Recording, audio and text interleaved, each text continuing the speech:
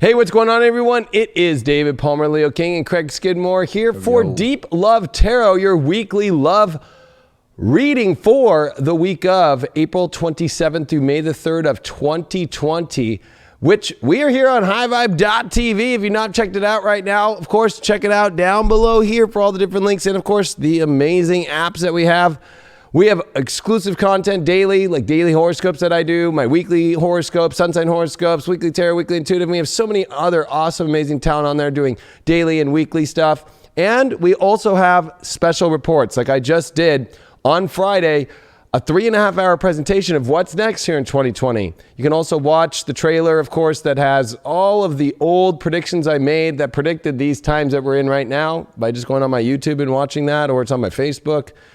But anyway, this is about what's to do with this next part of 2020. Where is this all going? I make my predictions. I also set up a lot of history and what we're going through in the transits right now astrologically, and how important and how intense this time is based off what history is telling us, and especially these very rare moments we're here in 2020.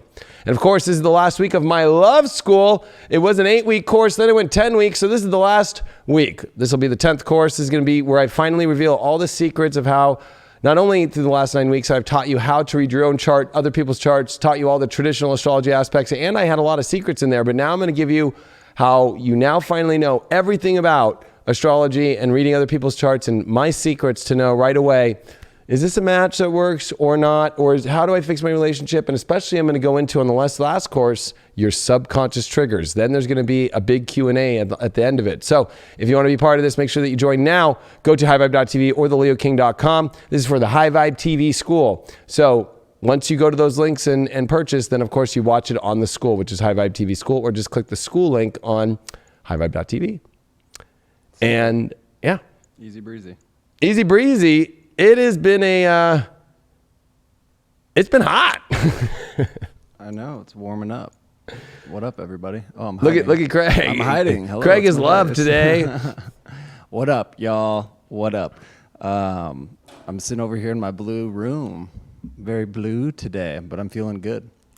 But, you know, I'm blue, da-da-dee-da-da-da. over here, so I figured I'd match it up with these beautiful flowers over here, you know?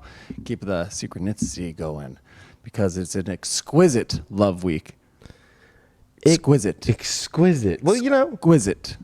Yeah, if you never watched the show before, I mean, what we're going to do is we're going to go over a collective reading for everybody using the astrology, and then we go into the tarot, and then, of course, we always use the Astro dice, and then, of course, after we do that reading of what we're all going through as a collective with love for this week, we go into the High Vibe Red Cup and pull your individual sun sign. If we reach 1,000 people and live in the show, which we always do, we do a collective reading where you get to pick a person in your head, and I'm going to pull a reading, and that's going to refer to them. We are changing the 2K one to after dark time to be much more correct with how the algorithm and the monetization works. This is why our views went down to nothing almost. We found out. So that's why highvibe.tv, you should subscribe. That's where we can be fully us. But unfortunately, we're not able to anymore in here, but we're going to have to be as, you know, wild and amazing and radical as we can as High Vibe while working on this platform, YouTube, which, you know. So 2K after dark. 2K after dark now. You know what I mean? Bow chicka bow wow. Chicka bow chicka bow wow. You know, I guess let's just do the collective, and then I'll kind of, yeah, we can talk a little bit of, like, I know you all like the gossip that Craig and I have about life. You know what I mean? There's gonna be a lot of winks now, I think, on this show. That's why at least on High Vibe we can just be winkless. But man, interesting. We're coming into May too. I just am like, I know, it's flying by. I'm like, blowing. Why was I wearing this long sleeve today? It was my last night tonight in Marina Del Rey. I'm moving out of that place, and I stayed there last night, and I was like, oh, it's kind of foggy on the beach or whatever, and then it was hot, and then I came here and I'm in the studio. I'm like hot. I'm like, oh man. But here we go. So this week, this is the last week of April coming into May. And the big news, we have Mercury now, which is in Taurus. So with relationships this week, communication now it's going to have this square to Saturn. So this is, can be tough choices or trying to get to the bottom of what decisions we're making with love and relationships, and having to hold our knowing of value. And if also knowing how to also at the same time learn the other aspect of understanding where people are at, and, making sure we're not just like, well, it's not the way I want to, so goodbye. It's kind of like, there's a fine, delicate balance here, but if it feels that you're not getting your value at all, and it just feels like it's all about somebody else, and, you could almost feel like, are you just putting in a lot of work and not getting anything? Or are you doing everything for yourself and you're not putting in any of the work? There's going to be a lot of that. But then we're going to see it with Uranus this week, which changes our environments. It radically, changes our mind about things. So it's kind of weird that we get this and then we get this Mercury-Uranus this week. But the big one is the sun square the moon. And this is going to be happening while Mercury and Uranus are together. And Mercury and Uranus love each other. They're very, the lower and the higher mind. It's the higher octave Uranus of Mercury. So it deals with communication in a different way, whether that's telepathic or whether that's finally putting all the pieces together in 1 millisecond. And in Taurus, it's like, okay, this quality thing, or we were saying earlier, exquisite. Now, I was born flipped. I'm a sun in Leo, moon in Taurus. This is a sun in Taurus, moon in Leo. And I could tell you, as this vibe is, only the best works, only the highest quality works, and only the most beautiful works. So this is going to bring up a lot when it comes to, is this the very best or not? And so there's a lot that brings up our happiness and our love, but a quality check, like price scanner, beep, ooh, not into that. No, that's not it. Not worthy of that price tag. And so it's not an easy thing to live with. Now, people like me love it. People that are on the other side of the fence don't, right? Because some people think it's more ego-based or it's more, but it's interesting that these signs do come before the other signs. So you have to put your best first of what you need in your life and what you want in order to have a quality life. If you put that to the side, well, let's just say you are on the side. The other major thing that I would say is, we're having to deal with this Mercury square Saturn a lot. And it's tough because I think that, we really want to understand everything at once, right? Saturn in Aquarius is very much blocking that whole understanding of the future. And then Mercury in Taurus wants to feel and understand the physical aspects of it. So there's a lot of testing of going with the flow and following your heart and following it through your own value system. And there is Neptune at 20 degrees now, which is going to start to square Venus. So we're going to see this Venus-Neptune square for the next 3.5 weeks. Like, this is about a month of Venus square Neptune. It's going to be very confusing about relationships, okay? And it's a Venus retrograde coming on the 12th into the 13th. So we are just about 2.5 weeks away from the retrograde, and it's going to be a Venus stopping and stationing while Neptune is stopping and stationing, and they're going to be just squaring each other all through May. So it gets a little bit funky. It gets a little bit like, is this really it? And in our minds, if we're going to get caught up in our mind about things and mind block our happiness, our love, and our spiritual connection with love, this will not be fun. This is going to be the ultimate test of learning, like, okay, I understand logically things if it makes sense or not, but like, we need to remember that the mind is mechanical. It is not the end all be all as far as like how to figure everything out. We have emotion. We have, even more importantly, that we have intuition, and we have quality checks, and we have our heart that knows. So this is going to be a major test about who is just losing their mind and going into their mind and separating themselves from the beautiful expression of love and spirit. And those that are really just able to just say, okay, I might not understand why, but let me be curious and figure it out. Like, there's one thing about saying curiosity, there's another of whether or not you go through the curiosity. We got Mars still in Aquarius, so when it comes to our actions and when it comes to our drive and our wants in relationships, you know what I mean? That there's a lot of still wanting to connect, and there's a wanting to, find something that takes us to the future instead of staying in the same stagnant places. So there's a lot about this week that brings some confusion, but I think if you're able to stay grounded in your best, in your quality, and if you're not getting that or you don't have that, don't settle for second best, and stop settling for second best if you're somebody hanging on for somebody that's not showing up. Like, crazy times. See what those cards have in store. Let's see what these cards have in store. I was going to give them some gossip, but I think the only gossip is it looks like Craig and I are going to be stuck in California for 7 more months. So that was my Mercury score Saturn news today. Which, you know, that we knew that was a possibility, but won't let us leave. So that's the only gossip I have. Let's see what the cards have to say for this collective readings. Everyone ready? Woo. First card that we got. I'm actually doing the Astro cards as the first card. We got the air element, communication. It was so funny. I brought up, you know, this Mercury square Saturn. It's definitely going to be about communicating. Now, it might not be easy, but, you know, I think that there is something about easiness. You know, even communicating hard stuff can be easy if you're with somebody that you guys can talk about anything, you know? So I think that if you're finding yourself in a position with somebody where you just don't feel a communication truth, or it's just hard to just say things, like, is that really that great? I think that also it's going to bring up a lot about it's time to be adults and start talking about what's the real deal here. With our challenge card that we got the King of Swords in reverse. Look at that. That's another communication card, especially with it not feeling that empowered, or we feel like we're stupid to say what we really want to say. I think that would be detrimental to our lives. We need to step into the adult manner and the direct notion of, hey, this is what I feel and I want to say it. And this is what I'm thinking.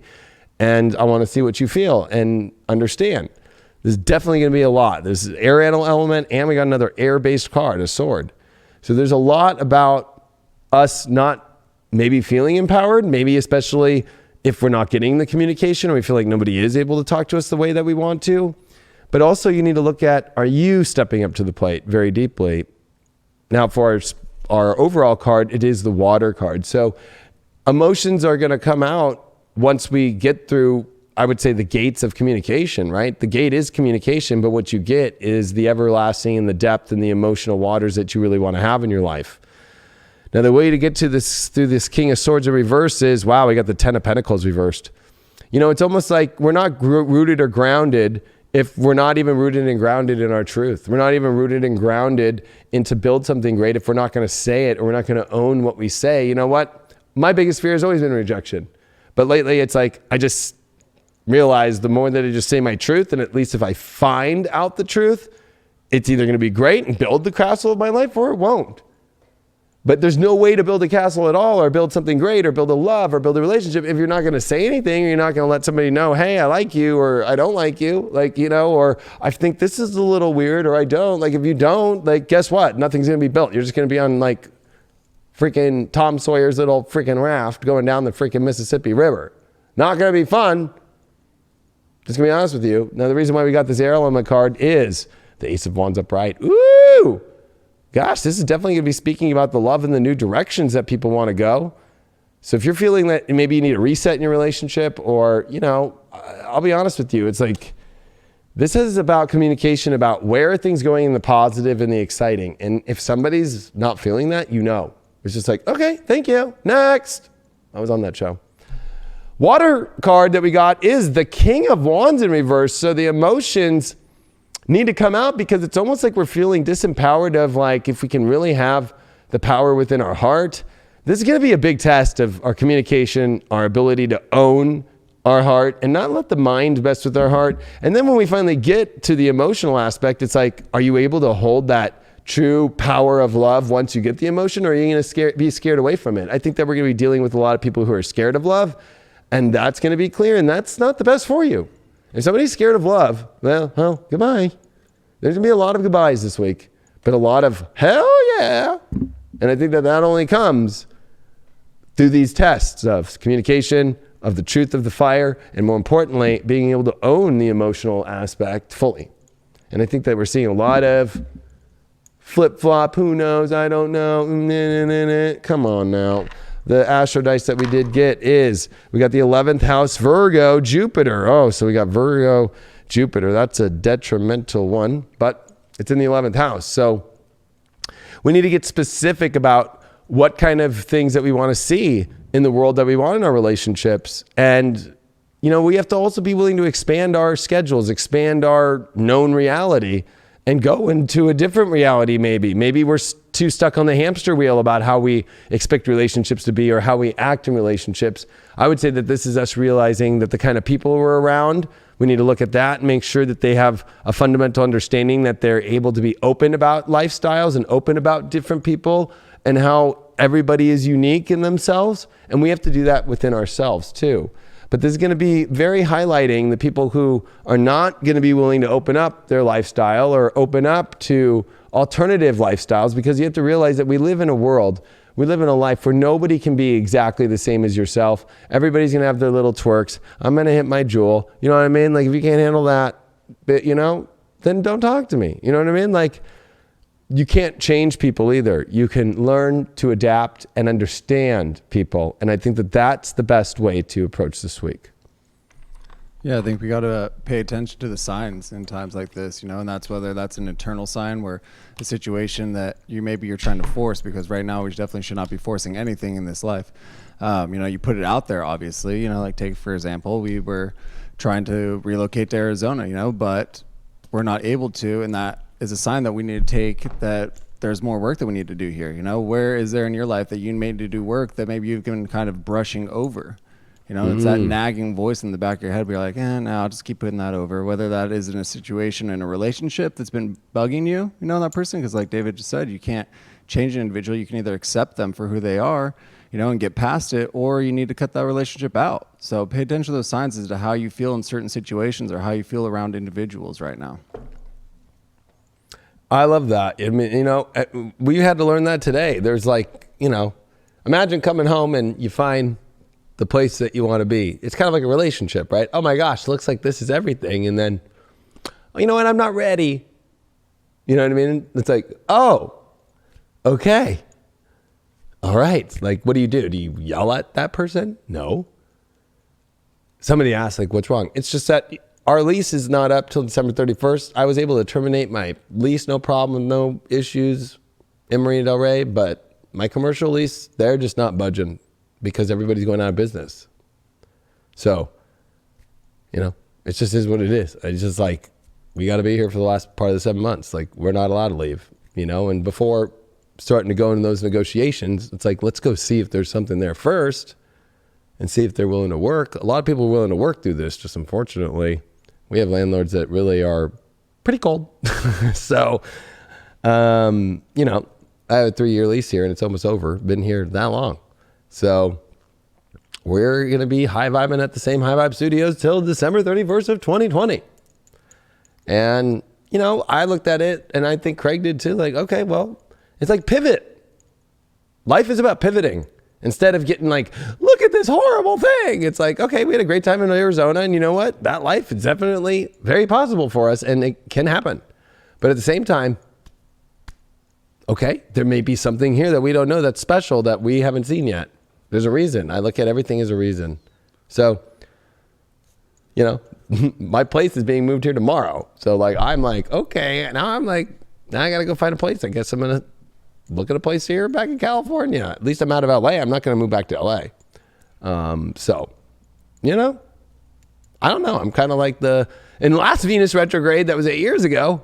This is exactly what happened in my life. I was like, okay, there was a moment where I was like, I mean, I'm not homeless. I'm like, I'm living at the studio for a moment, but you know, all right. You know what I mean?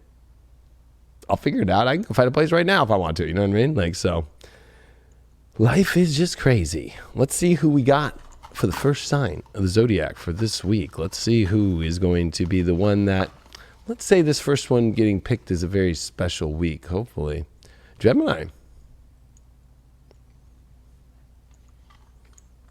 They might need it with this Venus in their sign. Square Neptune. For a long time. Muhaha. Look I've upgraded. I'm all like silver now for a minute. Silver. All right. If we are talking to Geminis right now, this week with Venus going to square Neptune here for the next month, we got to prepare you. You got a Venus retrograde coming in about 2.5 weeks. You got Venus square Neptune. You know, this is about you trying to understand in relationships, like which ones really take you to a better place for your long-term life and career.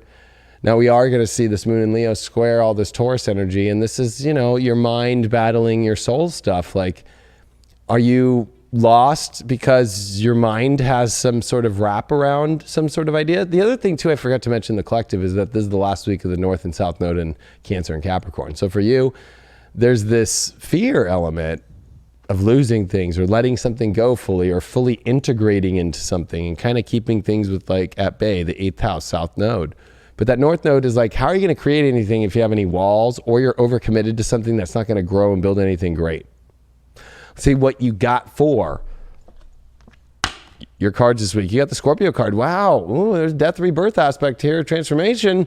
You might want to pay attention to this, especially Scorpio has to deal with your 6th house. Is this the reality that's working for you and does it need a big change? I would say so. Is the partner maybe that you're with or somebody that you're trying to date, like, will it change your life for the better? Is this going to make you really feel that you're going somewhere in your life? Or do you feel stuck and you're not transforming and it just kind of feels like every day is the same day? Because, you know, being a Gemini, it's really boring just sitting in the same old life that's not constantly got some sort of change. Your challenge card that you did pick is the Devil card. You know, you got to pay attention this week. Like, these are your own demons inside. And also, you got to remember that, you know, if you're picking somebody, too, who, you know, is not really good for your life or is dark or is not pure or spirit, or if you're going for some sort of like, I don't know, crazy edge that you know isn't good for you, like with that Scorpio card, like it's time to put an end to that. And whenever I see the challenge of the Devil come up in a relationship reading, whoo, it's like, you know, if you're partnered, like, you know, you might want to look at that partner. They might not be what they're showing you. The Devil is a trickster.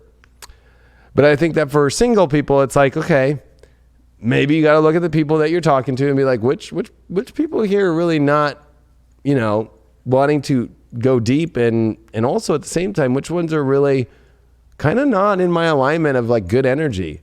So this is about staying away from those that, you know, feel a little trickstery or feel like that they aren't really ready to do anything but take from you. And your overall card you got is the Earth sign. And you got the Earth. Now, this is about grounding. But like, I know that everybody thinks grounding is like, okay, I'm going to go in the sand or I'm going to go do some sort of meditation. I think that this is like about your relationship foundation. Like, are you in a foundational element with a relationship? Are you picking a person who has the needs or the values of themselves? And this is the physical realm. Like, does this physically make sense? Are you physically attracted? Like, there's a lot here that is like, are you getting the best deal here? And you better make sure that it's not your own demons that have taken you over, or their demons that have taken you over, or, you know, like this Scorpio card is going to reveal too. Remember, it reveals secrets. It reveals your truths. Whether you're going to reveal your truth or somebody else is going to reveal their truth, I think both is going to happen at the same time. And the way you get through this Devil card, I'm really interested to see. You did get the Temperance card reversed. You need to get out of some sort of like day-to-day schedule. I was talking about schedule earlier, which is really funny, but it's almost like you're feeling really stuck and it feels like you're not in a natural, beautiful place. So you got to look at your inner stuff about your inner demons. And you also got to look at if you're feeling stuck and it's kind of the same routine or it's the same energy, because this Temperance card is saying like, you know, it's time to change things up. We're not building the thing the way that God wanted it to be built. And there's a change that you have to do within yourself, whether that's through the partnership you're in or the person that you're dating, or just maybe it's in yourself, realizing in order for you to step up, this reality and this change might be your own inner demons, or might be a place where you're too rigid, right? The Devil is very rigid. Like, this is how it is in my world. You know what I mean? It's not very open. I feel like there's a needing of opening that's missing here. The Scorpio card that you pulled, why is you pulled, wow, you did pull the Lovers reversed. So, you know, in order for your life to change, you know, it's like, whether you're afraid of love or whether you're in a relationship that honestly is not love and you know it's not love, but you're like trying to hold on to it. Maybe you're obsessed about it and it won't flip. well, guess what? Like you're trying to flip to the right side of love, but are you ready to make a change for that love? Or are you in a relationship where it's not love and you're afraid of putting an end to it? There's going to be a lot of Geminis dealing with either or. And then we got that Knight of Cups. And this Knight of Cups is saying, in order to have this earth element of the quality and the enrichment of the physical reality you want with relationships, you have to be willing to take that emotional step forward in life.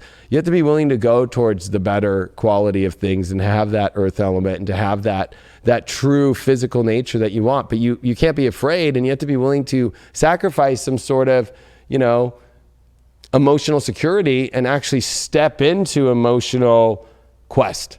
Like you can't have what you really want without making the quest towards the real emotional place in your life. I feel like a lot of Geminis are going to be dealing with that fear of the quest to go to where they really want, whether that's good or whether that's the quest to leave something really shitty and bad. Yeah, I think for a lot of Geminis, I think it goes back to like finding that true passion and that desire, even within yourself. Finding that sexiness, that beautiful, the beautiful aspect about you, so that you can portray that in a relationship, and so you can go out and like find that love. You got to be happy with yourself on the inside, and kind of like know that raw potential that you have within yourself, and that kind of embrace those dark desires that you have.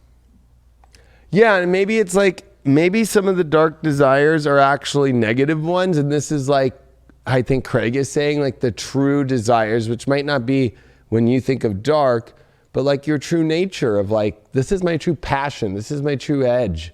But like dark is actually when you start putting yourself in the dark, like you're not in your light. You're not in your positive light, but you're kind of attached. And the devil kind of, he sits there like in his dark underworld, like I'm a fallen angel and I'm just going to just create my own little world. And just like, I'm edgy, but I'm really only edgy because I have this and I will never let it go because I don't know how to go into any other place of light. And I think that this is where Geminis have to look deep. I'm glad you brought that up, Craig. Yeah, because that's where we kind of find our limits and our truths about ourselves, is like residing in that spot of ourselves that we don't necessarily share with everybody, that kind of we hold within ourselves. It's time to actually look at that and kind of, are you feeling comfortable enough to share that with that individual? Because if you're not, that might not be the right relationship that you're in. Boom. That's something to look at. The last dice that we are rolling here is you got Leo, 8th house, Jupiter. Well, the truth must come out. Jupiter in the 8th must expose the truth. It's a lot like Jupiter and Scorpio. We did pull the Scorpio card as your first card. But we got Leo here. So I think that this is definitely about, are you going to expand into love 100%? Are you going to end something of love to actually get you to the doorway of love? It's a very, one door closing will open another. Whether it's closing a relationship will open the right one, or entering a relationship and closing the not receiving of love, or the blockage of love that you might be dealing with deep inside. Good luck, Geminis. Do we want to hop on that 1K collective love reading? Yeah, we can do that 1K right now. Yeah. Let's do it, baby.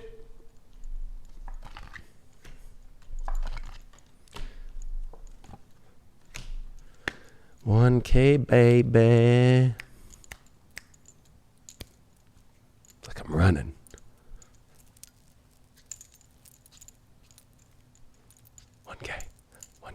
Are you running, or what? Yeah, it's like a 1K, right? Yeah. Although, is there a 1K run, or is it always a 2K? It's a 5K. Oh, 5K. Okay, I'm on a 5K, but we're doing 1K. We got 1,000 people in here. Thank you all for being here on the Leo King and highvibe.tv. I really appreciate it, and I'm running a 1K. Okay, that was my 1K. I ran a 5K 2 years ago. We were talking about that this weekend in Arizona. We were. I didn't even have to stop. I was quite proud of myself. I've never done any of those. It's not that fun, but it's satisfying. I just, I'll be honest. There was something about like the t-shirts and the vests and the... What do you mean? I just wear a regular shirt and I wear my $5 shoes from Walmart and just did it. I know, but I see so many people who do those. It's like they wear like... I got a medal. It was awesome. It had Santa on it. Participation award? Well, it's like for, I guess participating, but it's an achievement of finishing. How many boxes participation awards do you have from swim team? That, because I was a champion. None? No participation. I didn't need that. I only got the first place ones, which were blue, and the rainbow ones. Which were you never got second. You black never got ones, third. which are city records. I got some of those also. You never got one participation award. Let me preface this by saying I peaked athletically at about. You never the age DQ'd. 10. Did what? You never got a DQ. But then you don't get anything for that. You get a participation award. That went right It in the says trash. DQ on the back. It went right into the trash can. All right, so if you've never done the 1K collective love reading with us, vision one person that you want to focus on right now. You can't vision on multiple people here. You got to, pick one person that you want to understand with love. I always like to say, you better be pleased talking to this person, or at least, there should be flirting, or it's a partner, or it's somebody that you're dating, because that'd be creepy to try and creep on the energy of somebody else without them knowing that you're into them. And I'm going to pull the cards and see what's there. So pick that person. You got 5, 4, 3, 2, and 1. Ding, ding, ding. Ding, ding, ding. Let's see. All right. What's going on with this love relationship that you picked out? The Part of Fortune card. All right. So you feel there's a lot of fortune in here. You feel like it'll take you to a better place in your life. So there's something to say about that. Remember, Part of Fortune is a very unique aspect that connects, of course, the sun, moon, and rising. And it feels like it would encompass all parts of yourself. Your identity, your soul, your emotional body. So, it feels like, you feel like either they have all three that would be connected with you, or you feel like all three would definitely work for you. I think that that's an extremely important part, because I think that this is what this person is about in your eyes. But we're about to see where the challenge is and where this story is really going. Sometimes it feels really good. It feels like that's the most fortunate thing. I can tell you in my history, in my past, in my dating life, I've been like, oh yeah. And then I guess not. So we did get for our challenge card, the Strength Reverse. So maybe you're feeling that there's not a lot of power in it, or this person has kind of not got the strength that you do, or that they're not showing up with their strength, or maybe they're sloppy with it. Maybe they show it and then they don't. It's kind of like somebody who's flip-floppy a little bit. I always see the Strength card reversed as somebody who, is actually dealing more of their own inner issues, of their own inner strength. And maybe you're projecting it as maybe because it's on you. So maybe try and talk to them about some of their inner issues, although it might trigger them. But maybe that's the fortunate part for them, is they might get through that. And that might be a fortunate part for you, that you could find some sort of solution there. The overall card that we did pick is the Shadow. Oh, yeah. Okay.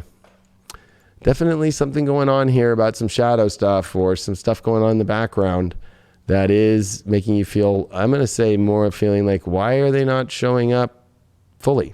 Why are they not showing up with that full strength? That full, love takes strength. It takes that strength, that courage, and it takes a little bit of that rawr to get it going. And when it's you don't feel that rawr, it's almost like, well, might as well just go out with an AI bot.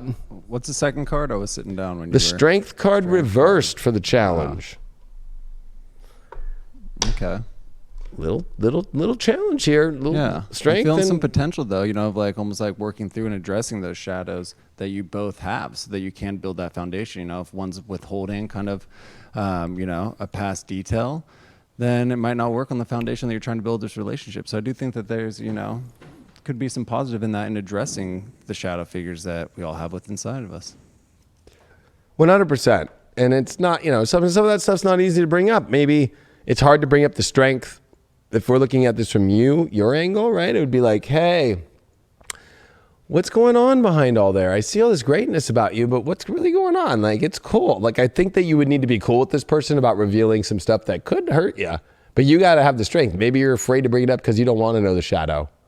Ooh. Well, you get through that with the Ace of Pentacles upright. So the issue here is that in order to build this new amazing situation about love, well, you're going to need to have strength and they're going to need to have strength. And there's an issue with that. So there's this needing to come together. We have the strength to pull up this beautiful coin too. Dun, dun, dun, dun. It's a little bit like Sonic the Hedgehog. You need to have the energy to go to that coin. Some people on here might not remember Sonic. But let's see what this Part of Fortune brings, is the 9 of Wands upright. So sometimes there's a little bit of guarded energy about this, right? Like, it's like, it might feel like it's hard to get through this gate. There's a guard to get to this fortune. It's kind of like, there's bombs going off in the background. Yeah, is that fireworks or is that, yeah, it might be fireworks. It's a sign. But it feels like, there's a guard here at the door. Walls. Can he break those walls? Let's see. This shadow is going to reveal 3 of Swords reversed. Ooh. Oh, yeah, it's definitely dealing with, maybe there's a past heartbreak of an ex-lover that went really bad that they haven't left yet. And maybe, maybe this is a shadow that you're afraid of too, the strength to build something because you feel like you're more afraid of a breakup or you're more afraid of being heartbroken. But you know what? You got to take the risks in life and see if it's going to go there, then it does. But with a reverse, it's kind of saying like, that's a shadow that's not real. That's a past shadow of a past heartbreak. It's not a momentary heartbreak situation. It's past that. So maybe they're dealing with it and maybe it's together. You guys are dealing with that in maybe some form or fashion.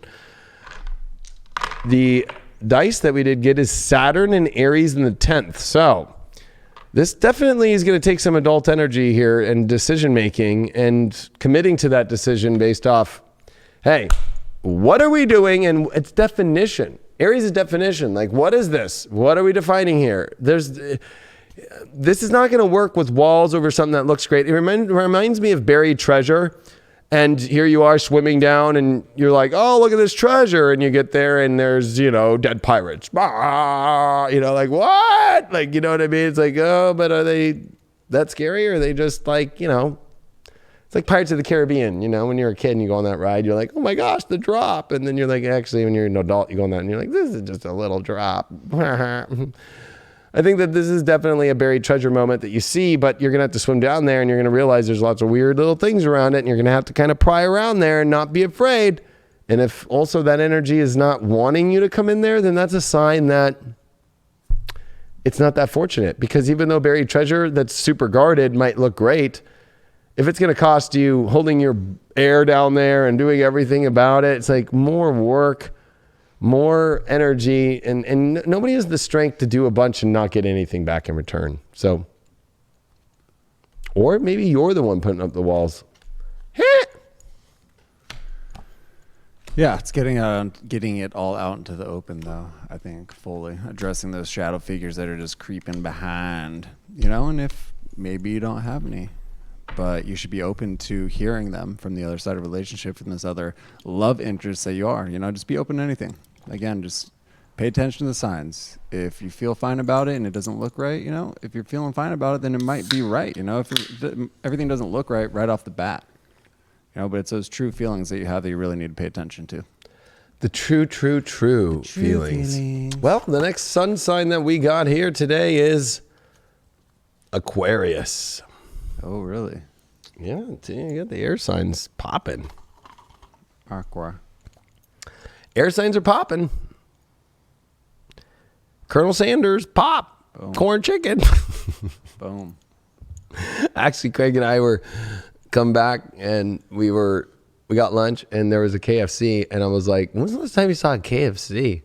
And he was like, I don't know. And I was like, yeah, it's weird. Like California, you just don't see KFCs. I don't know. It might sound crazy. We used to, as kids, it used to be the old school, like Colonel Sanders, like, we walk in the restaurant and you saw his picture. Like, I got some in Long Beach maybe like 8 months ago. It was delicious. I got the mac and cheese bowl with some chicken. Definitely didn't sit right later, but it was tasty. I just remember the last time I ate KFC was when they came out with popcorn chicken. That must have been like 15 years ago. It had the popcorn chicken in it, in the mac. I fell for all that advertising back in the day. I remember when Burger King said, we changed our fries. And I was like in high school, and I remember they were giving away those free fries. I remember sitting in line at Irvine High and then just being like, free fries, thank you. And then I would like go back in the line and be like, free fries, thank you. And they were just dishing those things out. Burger King's got good fries. They have not changed them since that day. And that must have been the last lunar node cycle, 19 years ago. All right, Aquarius. Well, this is an interesting week for love life for you. It's Saturn in your sign with the square to Mercury, and this Taurus energy is your emotional life. We talked about that last week with the square to the moon in Leo. okay, this is going to bring up a lot of the emotional stuff about relationships for you. And, you know, it's like you have to start making choices about what you want. I think that there's a little bit of avoiding of defining in what you want, but you're being pulled towards relationships, but you're not willing to compromise either. And then you're having to deal with the emotional aspect of like, well, especially with Mercury and Uranus is your sign. I mean, this is definitely, you're going to need to say your emotions. They might come out a little bit crazy if you're going to suppress them. Venus square Neptune is going to be a little bit difficult for your love life right now about trying to find the quality and trying to find, you know, the insecurities in yourself or the insecurities, especially in your partner too, or both. It's going to be like up in the air, right? So it's almost like, you're spending too much time in the mirror, maybe going, I don't know if I look good enough, and I don't know if I can get this. Or maybe that partner's like, I don't know if I can be with you. I don't know, you know, this is going to be a little bit of a challenge, but you can get through this. Mars is in your sign. What do you really want? You can have it the way you want, Aquarius, but you need to be real about the emotional stuff and put it out there on the table. You can't hide this stuff. Like it has to, only way Aquarius works is why is Taurus, your ruler of the fourth house of motion. You only will get the goodness in life when you are emotional. There's nothing worse than a cold Aquarius with no emotion. Your first card that you did get is the Chiron card of healing. There's a lot of healing just overall. I'm going to say that for Aquarians, it's going to happen on both sides of the spectrum. If you're dating somebody, if you're not, you know, you've got some stuff to deal with. And of course, Chiron happens to be in Aries. So I'll be honest, this is about you and your mind and refiguring things out. But I think that Chiron here is reminding you that there is this feeling that, is it ever going to turn out the way I really want to? Or am I dealing with a really weird situation here in my own life or in that partner's life? I think that, you know what? I think that you've been trying to heal and it hasn't worked this way. Maybe love will heal you. Maybe you need to step into love. Maybe you're like, I will only get into love until I get healed. It's like, okay, how long has that been going on? Or it's like, I'm just dealing with a really weird kind of Quasimodo person. And now I see that. And now you got to heal through accepting that and seeing if that's really what you want now.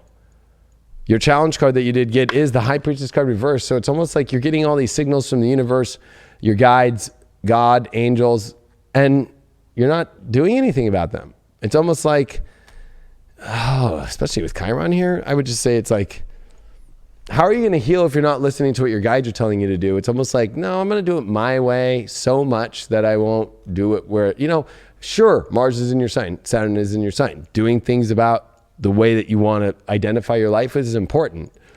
But that doesn't mean that your guides aren't part of the picture too, help guiding you to make sure you get on the right direction. Because we need assistance and help. And there's a part of you almost not asking for enough assistance from a spiritual person or a spiritual counsel or God or your angels itself. I would say all of them in between. You did get the Psychic card. Wow. These are two very powerful cards, the Psychic card and the High Priestess. There's definitely a lot that's trying to heal through actually following what might seem like crazy signals, whether that's towards the greatness of love or whether that's the exit out. There's definitely like an insecurity with Chiron here and like a feeling of, oh, I got to deal with that, or, oh, my guides are telling me this, but I don't know if I'm worthy of it, or, I just know I don't want that. And my guides are just showing me it even more in the universe and I'm psychic enough to see this isn't going to work, but, oh, do I got to keep holding on to this thing just to like you got to do whatever it's going to do to heal yourself here. You don't want to like make yourself sick because you keep doing something you don't want to. You did pull the Ace of Swords in reversed. Definitely some communication issues and understanding where the communication from these angels and guides are coming from. I think that that's why maybe you might need to seek counsel or assistance from people that are here to assist you with the spiritual realm or here to assist you with trying to understand these things better. I think that your intentions are good, but I think that there's an issue here about facing a lot of fact, especially around like all these overwhelming things that soul is already telling you, like, it's going this way. And it's like, if you're going to keep avoiding that, it's not going to turn out the way that you keep trying to counteract that message from spirit in your brain's view at all. The reason why you got that Chiron card is you did pull the King of Swords in reverse. Look at this. This is definitely not thinking straight at all. Or this is, of course, not empowering in the truth. And almost with Chiron there, I think that your deep healing issue is that you're not stepping into your truth. You're not saying your truth. You're not stepping forward into it fully. You're avoiding it. You're like, I don't want to own that. I don't want to say that. I don't want to have to deal with that. It's like, so there's a lot of hiding. There's a lot of hiding. You did pull the Chariot card with the Psychic. So as your overall, you need to take the risk. You need to go towards where your psychic connections is telling you to go. You can't be afraid. The Chariot card has the Magician's wand. It knows where it's going. It is divine by spirit. And it is also bored and leaving because it figured everything out in that town. It already knows that environment. It already knows it. It's like, I'm out of here. I figured everything out. I got everything I need, and I'm moving to a new direction. I love this card. This is my card. So, but you know what? If you're afraid to actually move off your psychic intuition here, and there's a lot of things saying that you're not following it, like you really think this will be a great love week?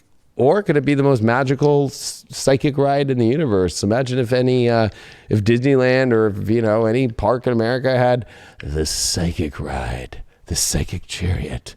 It would be like, who knows where this thing's going? But my gut tells me if I go this way, it'll be crazy, fun, and radical. Like, why don't you follow that? Or if you just want to sit on, I don't know. Trying to think of a really boring ride. The merry-go-round. Have fun. You did pull Saturn in Libra in the first house. Well, it's an exalted Saturn. But look at this. There are some challenges and there are some big adult choices to be made here. And especially, the integrity of your relationships depend on if you're really of the integrity of yourself. And I think that also it's like, are you blocking relationships for your own wants and needs? Are you blocking yourself from relationships? Are you blocking who you really are to a partner? There's a lot here that Aquarians are going to have to reveal. And I think it's scary to reveal it and own it and be in that truth. But what else do you got left? If you really want to keep pushing this another week into more of this Venus crazy shadow territory, be my guest. Yeah, I'm feeling maybe like they had lost their way a little bit along the path, and they kind of forgot who they actually are, and they're having issues with tapping into that strength, when really it's just getting comfortable with yourself again. It's really just being present and like knowing who you are, so you can kind of grab the reins, and get on out of there, because you've learned all these life lessons. Now it's actually just putting those pieces together. Sometimes we get caught looking back through doors that we shouldn't, and we get trapped. It's almost like the inception, like going into the dreams, like you're in that dream state and you're thinking of this individual, and it's like boop, and then you pop into this new consciousness of like what it could be or what it should have been and why you're here right now, when it's like you are here right now. So embrace that, embrace the path, and just get back onto it and progress forward slowly as it may be. Just continue to progress forward. You got to keep moving forward in life. Not easy sometimes though, but you know what? It's what keeps you going forward. That's better than getting stuck in the mud. Unless you're ready for a mud party, which maybe Cancers are. Mud wrestling? It reminds me of that movie with Pauly Shore, Son-in-Law, where he finds that chick or whatever, and then she takes him out to a mud wrestling match and throws him in there. And he's like, and it's like all these hot chicks, and then he goes in there, and then it's like they throw in this chick that he's like, what? And she's like a huge wrestler, like, I will beat you. Ah! Old movie, but Pauly Shore was pretty chill. Cancers.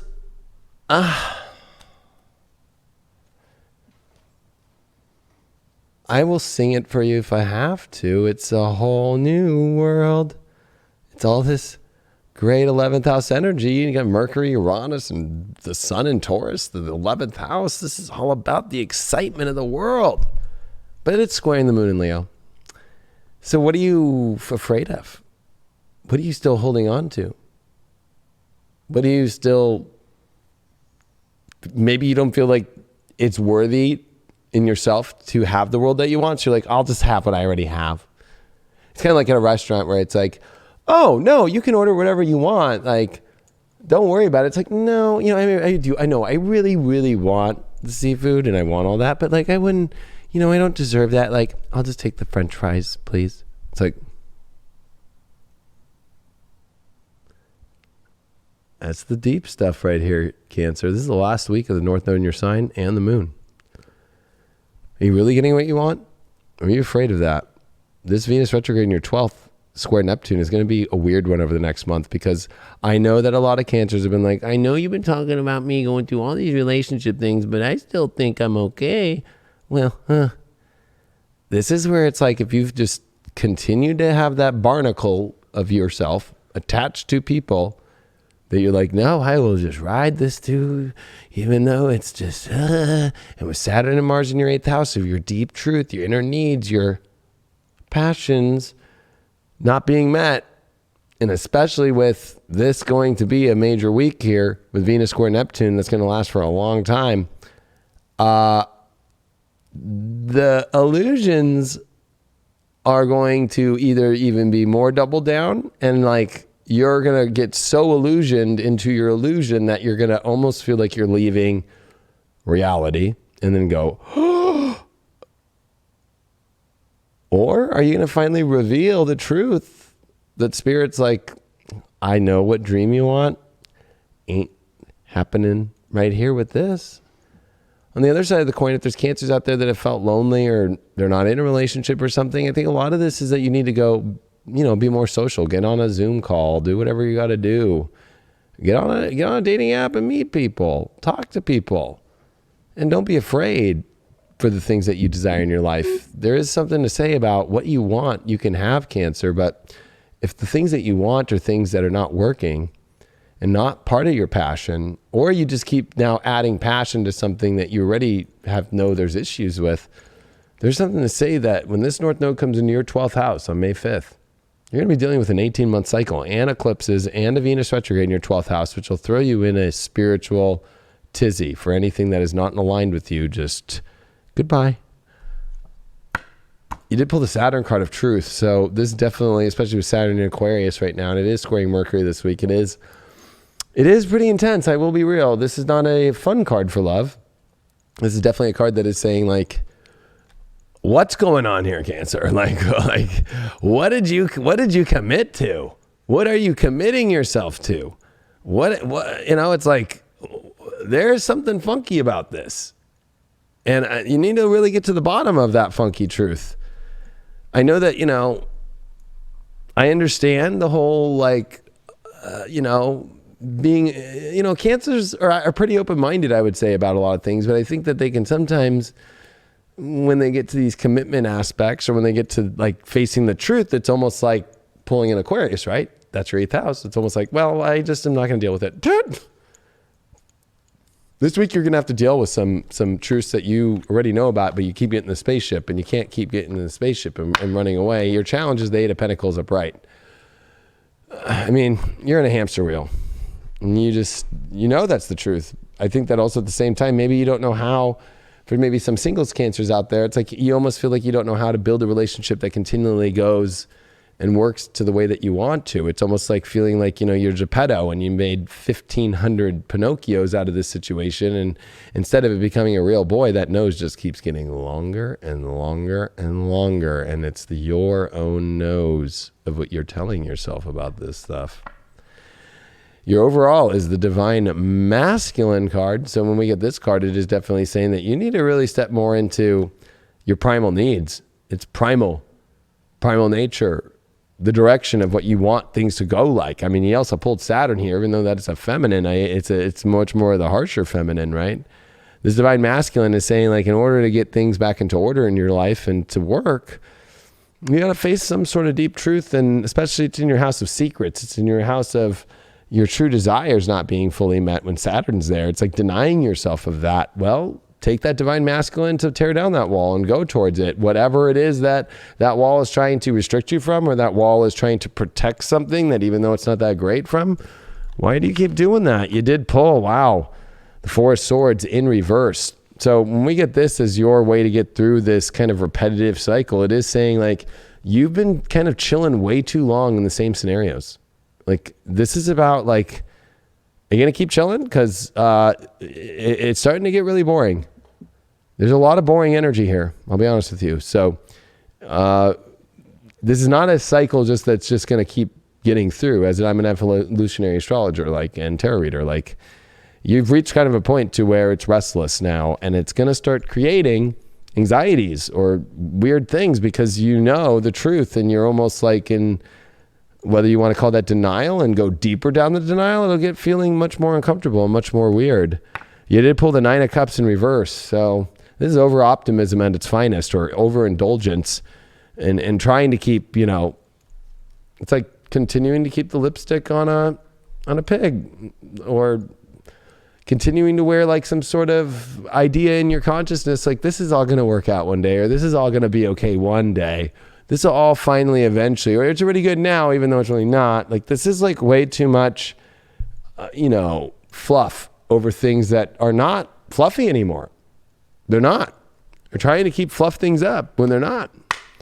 And you got the 9 of Pentacles, the 6 of Pentacles in reverse. So there's an unequal exchange, especially when it comes to your divine masculine. It's almost like maybe you've become the masculine in the relationship, and you're dealing with somebody who's taking everything from you and you're doing everything. Or it would feel like, maybe you haven't found your masculine yet to really do what you want in your life, and you're trying to help and do all these things, but you're losing your divine masculine completely because all you've done is just sit here and give away your soul without even able to give away things to anybody else. You might be feeling kind of stripped away soul-wise. And I would say that divine masculine has to come in and say, no.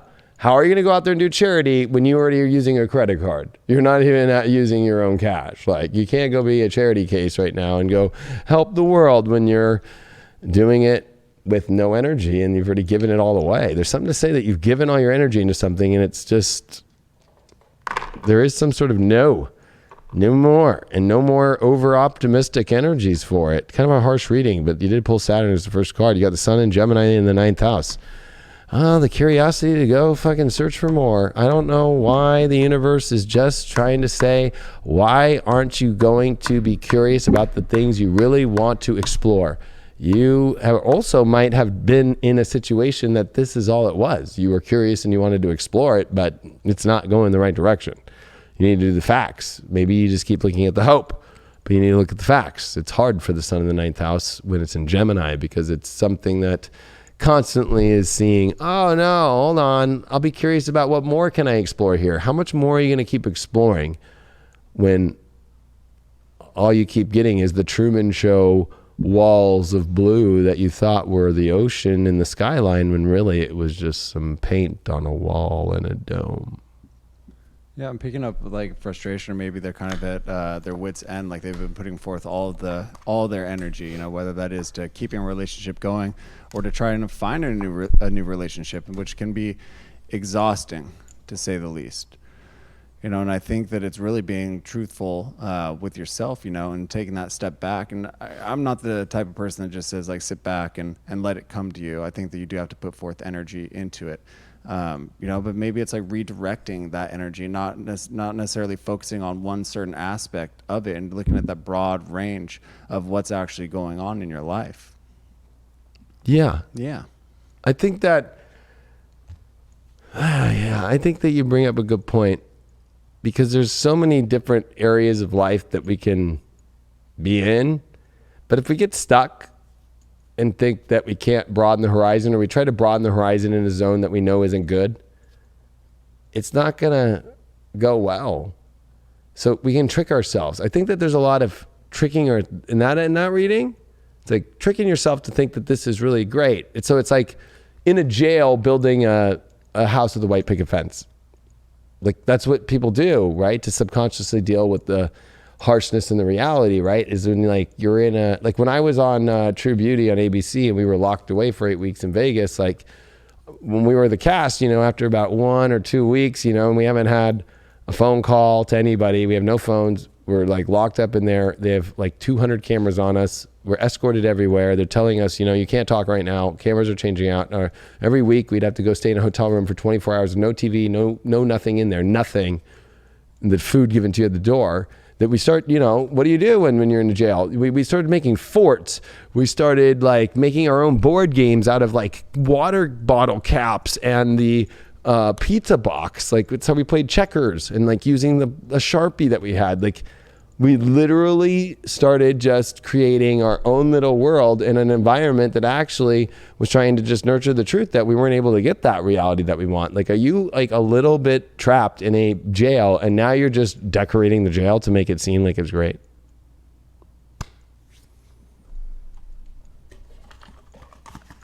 You just can't keep putting up some flowers and some, home goods. Oh, stuff. Oh, I went to Home Goods. I just got, look at this. It was only $19 and it makes it look real good. Libra.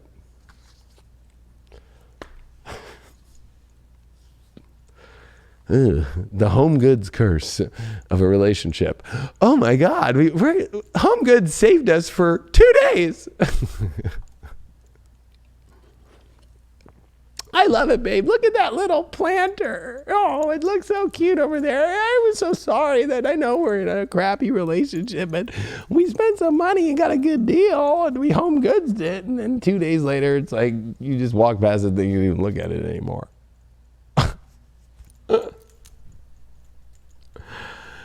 All right, Libra. Home Goods? I'm just kidding. Taurus is your 8th house. Bound to go out, your needs and your desires, squaring this moon in Leo. Are you worried about what other people think? Are you really not revealing your truth? This is the astrology. Libras are almost like, especially kind of in a place to where there's these deep needs and passions that they want to connect with, but there's a fear here. Fear of how to say it to the world or what other people will think. And especially when you add to this whole entire equation, this Aquarius energy is like all about love, but Mars and Saturn here. So it's almost like you're treading forward, but you're also, are you really like in the right place in your heart to really go there? Or are you doing the work? Are you actually loving yourself? Are you ready to showcase that? I think as well with this Venus starting to square Neptune, this is about, your beliefs and clash with your reality. I think that it's like, you want this reality that's this amazing love life, but it's almost like you're starting to believe a reality that maybe you don't want to believe in, or maybe that you have different beliefs that are counteractive to the reality. So it's almost like you kind of have to do a little bit of like are you losing yourself into something here that you're not revealing, like, and the truth of it, but you're just like there's a lot of denial. But I would say that it's almost like, are you really in the best place to bring in what you need and bring in the people you need? And if you're in a relationship, there's something to say about this deeper need. And if it's being met to the world that you want to have and the reality that you want to have, or is it just like brushing it aside, like I'll accept it as just this? Your first card that you got is the first house. You need to think about yourself first. First house is definitely the rising sign, right? It does rule the body, of course, because when we have hard aspects to our rising sign, it definitely tests the ability to be strong in our lives and be able to keep moving forward. But this first house is like, you need to put yourself first here, Libra, and make sure that somebody that you're dating or somebody in your life is all about that. Or have you kind of lost that and, defined your body or defined your identity as through this other person that you're really not fully into, or somebody that you can't have that you are identifying with that's not going to identify with you? There's a lot of weird questions here about that stuff. You did pull as your challenge card the 7 of Cups reversed. It's almost like I think that there are some illusions here that are challenging, but I would say that actually that maybe you're too hyper-focused on an illusion instead of looking around maybe more. Usually when I see 7 of Cups upright, I'm like, okay, that's the illusion. There's too many illusions or whatever. But this challenge of the 7 of Cups reversed is almost like, I think that you're too focused on something and you're not realizing how many options you have out there about your life, about other situations. It's almost like Libras might be so focused with this first house, 7 Cups reversed, because like, I need this and I'm going to want this. And even though I know there's other things out there, but I don't even want to look because like I already attached myself to this situation. Like I can't go back. I can't go. You have options. Oh, wow. Your overall card is the full moon. Ooh, look at this. How the color too. It is a pink full moon here on this card. Now, this is not a week with a full moon, but it is saying overall, the wolf is, or the wolf, well, as Christopher Witecki always said on full moons back in Soul Ground in the day, the full moon is a wolf in sheep's clothing. It might look wonderful, but, we might get pulled our emotions into one place, but the sun is what's illuminating it, right? So if you get pulled into something like, especially if let's take this moon in Leo this week, that's going to square the sun in Taurus. It's like, here you are like, ooh, this is a good world. And actually, are you just doing it for what other people might want? Or are you afraid of what other people are going to think about your truth? Like, you need to pay attention to your truth, not so much about what it looks like on social media, what it looks like to other people, and what it looks like to the world that you're trying to have. I think that, you can't be afraid of that. Who cares what other people think? Like, just do what you want to do. You did pull the 10 of Cups upright. So, this is a great card of the true fantasy and the true happiness that you've always wanted with love and relationships, but that's not going to come when you're not looking at all your options and you're stuck living in a world without any kind of imagination at all. I would say that, there's something to say that you want an imaginative thing in something, or you're living in a way right now that's not imaginative at all. So how is an imaginative thing going to come when you're not living in that imagination? Or if you're in a situation and you want it, it's like you're falsifying it as magical, and you're going to expect it to go to this really magical place that you really want to see, the ultimate kind of love that we all dream about. But the truth is that, like, deep inside there's something else that would make it more. So you're trying to force it, or you're trying to just think that'll radically come somehow. Like, in the situation, you pull the Ace of Pentacles upright for that first house. You need to know your own value and the worth of things and identify that more. I think that, you want to go there is something to say that there's something new being created here, but, is it the best? Is it the greatest? And I know that's kind of the way that this whole title of a lot of the readings are going right now because of the astrology, but it's ironic here in your tarot. It's like literally like, you need to put your own value of yourself first, no matter anything goes. Like, you don't need to worry so much. Like, we're engaged, or we just moved into a new place, and it's during Corona, so we really don't have an ability to do it anymore. It don't matter. You gotta learn to put yourself really first. There's an issue here, Libra. 10 of Wands upright with the full moon. I think that you're tired of continuing to pull your emotions into these situations that you're having to do all this work. But this would say that, you know what, you have a lot of weight that you take on of other people's stuff, and you want a situation that's not like that, but it's like, how is that going to happen when you keep doing that? So how is a new situation to go well if you're still carrying weight from the past situation? This is where you have to learn, either A, you're going to just keep going, and then you're going to reach your destination of a full moon, and it is going to be like a wolf in sheep's clothing. Like, what? This didn't bring me what I need? It's like, it shouldn't have felt this heavy.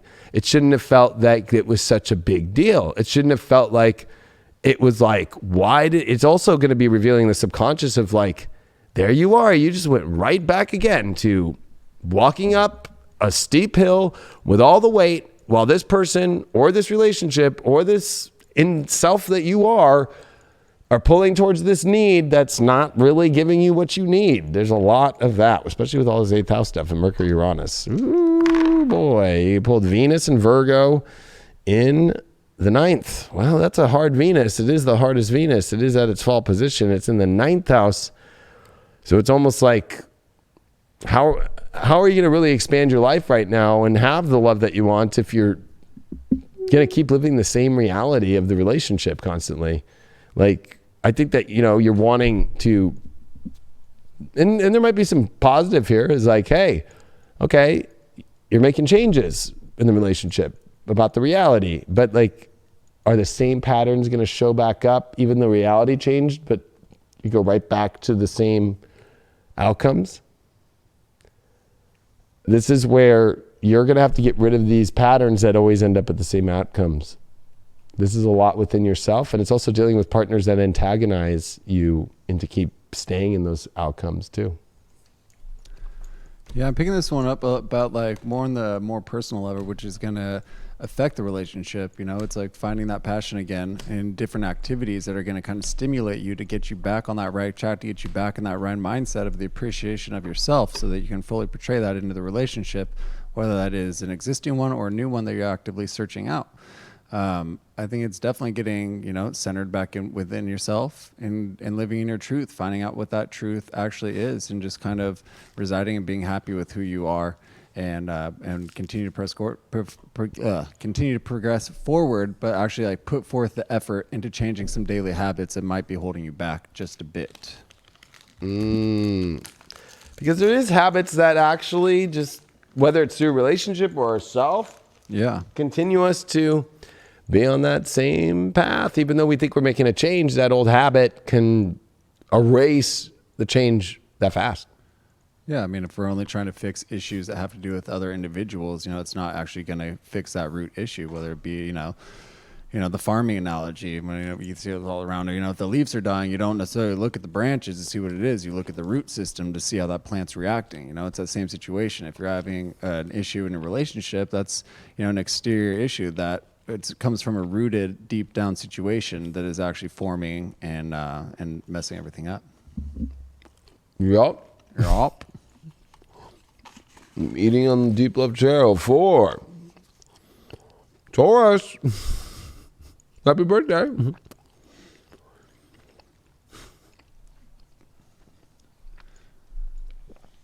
It's a very Taurus thing to do. Eat on a show. If you got to eat, you got to eat. I know. I just felt like I needed to eat.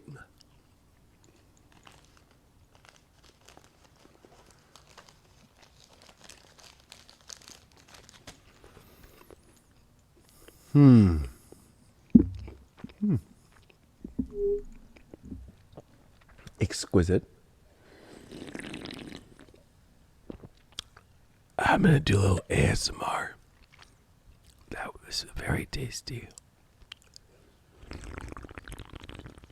You can hear the bubbles as they go into the Sprite, into the mouth, into the back of the throat. So, happy birthday, Taurus. Lots going on your side. Mercury, Uranus, the sun. What? There's a lot of,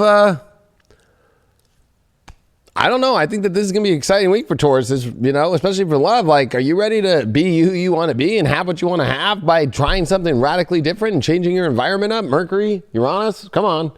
Square, though, to the moon in Leo. Family situations, home life, emotions. Oh, but it's uncomfortable, or I'm going to have to change my whole location emotionally, or, well, how else are you going to get where you really want to go? I mean, with Saturn and Mars and Aquarius, like, come on, it's time to grow up and take the big steps and make the choices that you want in your life. Don't let these emotions of, like, getting too hunkered down emotionally, or, well, I'm in this safe place. Is it really that safe, or are you really bored? Mercury and Uranus is going to show you where you're bored. And you're letting those emotions be like, oh, but the past, or, oh, I'm so used to eating hay in that place of the barn. Don't you want to get out of the barn? I feel like all the Tauruses are actually ready to just be out of nowhere, just be like, what? Like, out of nowhere, I look like a galloping horse and jump over the fence and go, it's like, whoa. Was that a flying cow that I just saw? It is. It's a flying cow week. Who's ready to see the cows fly this week? Well, you got Sagittarius. It's a great card. It's the first card. Holy cow, Taurus. Sag, of course, has to deal with expansion and opening in Jupiter, and there's a lot to expand in your life and open to the world that you want to. It's a story, though, Sagittarius. We have to tell ourselves a story, which is a belief. And we got to actually go and execute that by going and aiming in that direction and believing in it. And there's no knowing until you go. So there is something to say this week in a relationship. You have to explore it. You have to know it or not. You need to believe in it or not. If you don't believe in it, or you don't believe in love coming your way, well, guess what? It will not happen. If that's the story that you keep telling yourself, like, I will never have love. I will just be a cow that will eat all day. Well, can you believe that there's another cow that goes, oh, I want to be next to you, Miss Pig Cow, and eat next to you and be like, Rrr. It's also your 8th house, Sagittarius, so it means you need to make major changes and block down. Mr. Gorbachev, take down that wall. Your challenge is the 5 of Wands reversed. Oh, I don't want to create confrontation. All right, Taurus, so you want this great life, but you don't want anything to be altered in any way or affect anybody or affect anything. You know what? Being a flying cow is gonna rattle some cages. It's gonna rattle the owner. Like, what? My cow just flew out? What? Oh my God, flying cow. Or it's just gonna you know what? 5 of Wands, when it's upright, isn't just conflict. It's what makes life great. Like, without a little bit of competitiveness in life, doesn't make sport.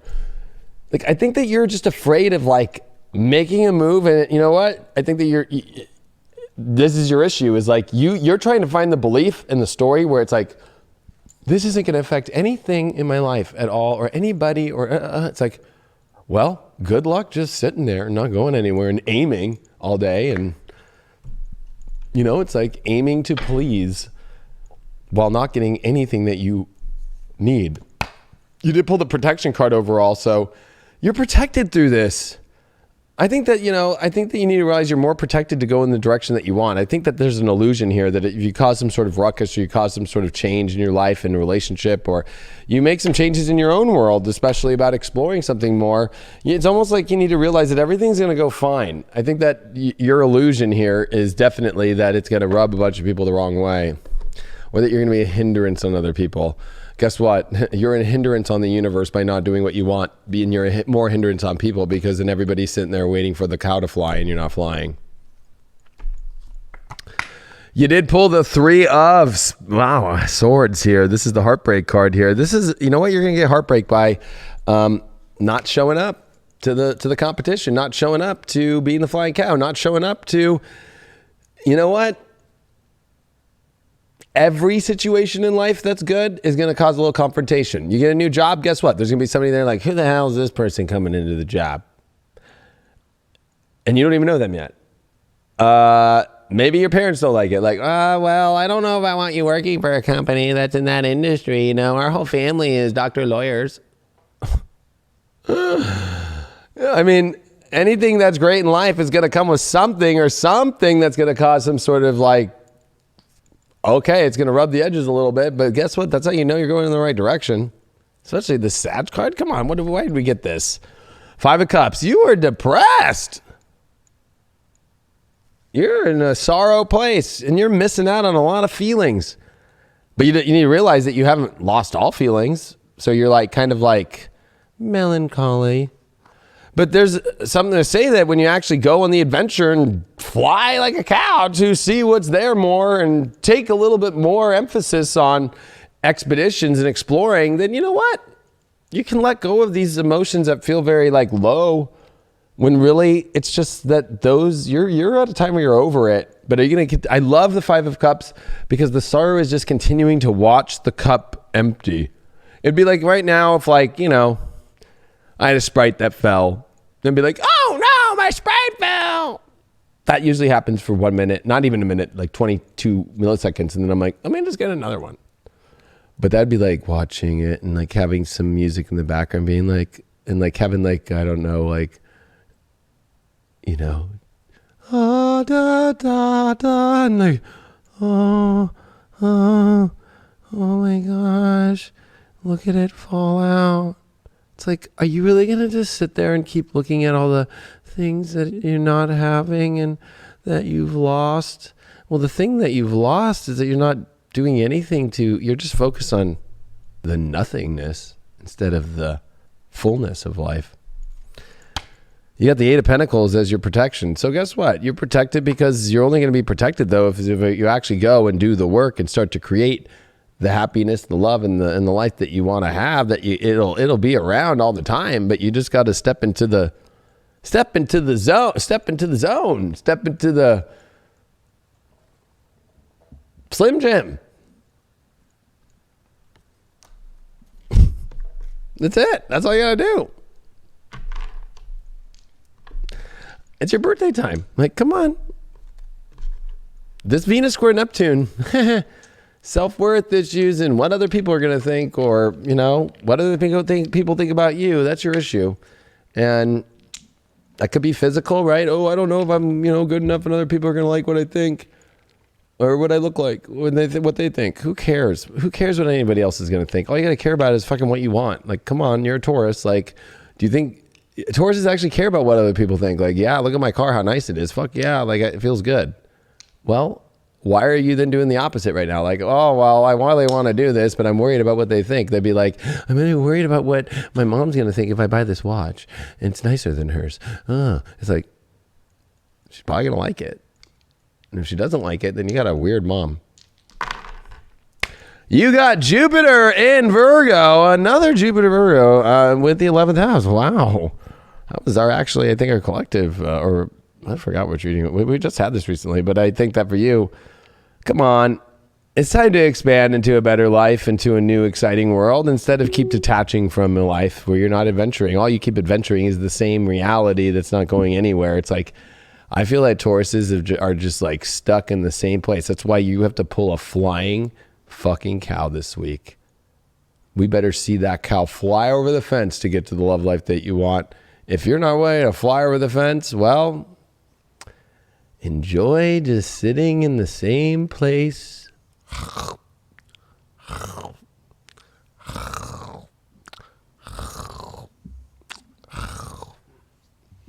Yeah, it's time to actually put forth all that energy and all that fire that's been accumulating inside yourself, and actually go get that relationship or take that relationship to the next step.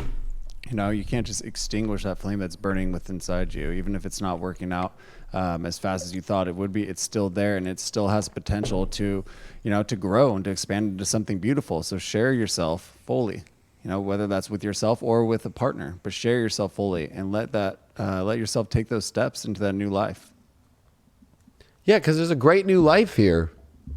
Yeah, it's right there. You just can't be afraid to go out and actually grab it. You're worthy of it. So just go and get it. Put yourself out there on the line. Don't shy away. Whether this is a kind of a new love, let it be known that you do have this love burning inside you for that individual. Step into a Slim Jim. Snap into a Slim Jim. Oh, is it snap? I thought it was step into a Slim Jim. No, snap. Oh, yeah. Maybe this is like one of those moments where we're in an alternate reality. But there ain't no party like... Scorpio party? Yeah. I guess you don't want to own it. All right. I guess that sounds like a great party with Scorpios this week. Ain't no party, but Scorpio party? Okay.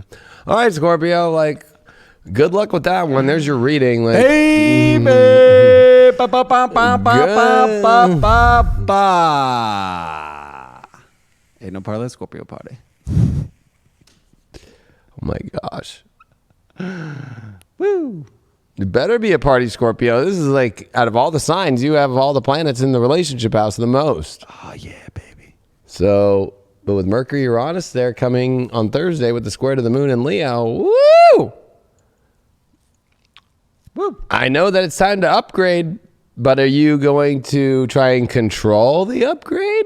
Or are you going to let the upgrade happen? Always try to Moon control. in the 10th. Gonna try to control the emotions of the way that you want to be happy, but this upgrade's trying to be like, we're trying to take your relationship level to the next floor, but sorry, you can't control the elevator controls yet. It's like, no, it's just like, fucking upgrade. Just get up, ascend to the higher realms here of relationships. Your relationship, if you're in a partnership, is trying to upgrade, and let it happen. And I think that this Venus square Neptune is like, you need to get more into your passion again. You need to start like remembering that you're a Scorpio. You need to bury your head in deep. Because that square to Neptune in the 5th that's the only way you're going to get love, is you have to bury yourself in deep. You just can't like expect love to happen by being like, well, I'll just stay a little bit to the side and control it. Well, okay. Not gonna work. Your first card that you got here is the love card, the Venus card. Woohoo! We've been crushing it lately. Well, yeah, I mean, Venus in Gemini square Neptune, though. Are you ready to dive deep, or are you afraid to dive deep? Always afraid to dive deep. You better put on that scuba gear. And willing to dive deep at the same time. You know what I mean? You better get that plastic wrap. Scuba Steve. Actually, you better remove that plastic wrap. Your challenge card that you got is the Three of Swords in reverse. The fear of past heartbreak coming back. That isn't going to happen, but man, oh man, are you terrified of it. Woo! Woo! Wow. Look at this. Awesome deep dive into, I don't know, getting down there into the scuba gear, and then I'm going to get the bends. I got it before. Ah! It's like, no, you're not. You know how to breathe now through this one. Come on. Okay, I'm okay. So there might be a little bit of PTSD about past love or fears of heartbreak happening, or even, you know what? Don't close your heart because you're like, well, I've had heartbreak. You gotta let go of this story because you're about, are you going to step into love? Love is not about what didn't happen. Love is about what is happening. Remember that one. Wow, overall, you got the fire. If you could break through this little fear, oh my gosh. Fire. Woo! Passion, connection. But, you know, with that fire, it's a lot to handle, right? You are a water sign, so, you know, it's going to be really steamy. Can you handle the steam? Can you handle the heat? We're going to find out more. How are you going to get through this past love trauma thing? Three of Wands reversed. Yeah, I think that your outcome about how you viewed your past trauma needs to go. So I think that your whole story about things and the outlook that you had of, well, that ship didn't come in. It's like, well, why don't we start focusing on the ships that are coming in? So there's something to say about, like, focus on a whole different attitude and a whole different version of the story now. Maybe that's not even a story anymore. It's just something that happened. Like, you want to hear about that? That's just something that happened. That's not really a story.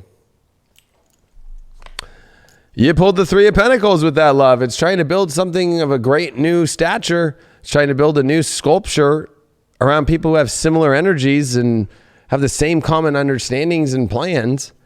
But I think that, you know,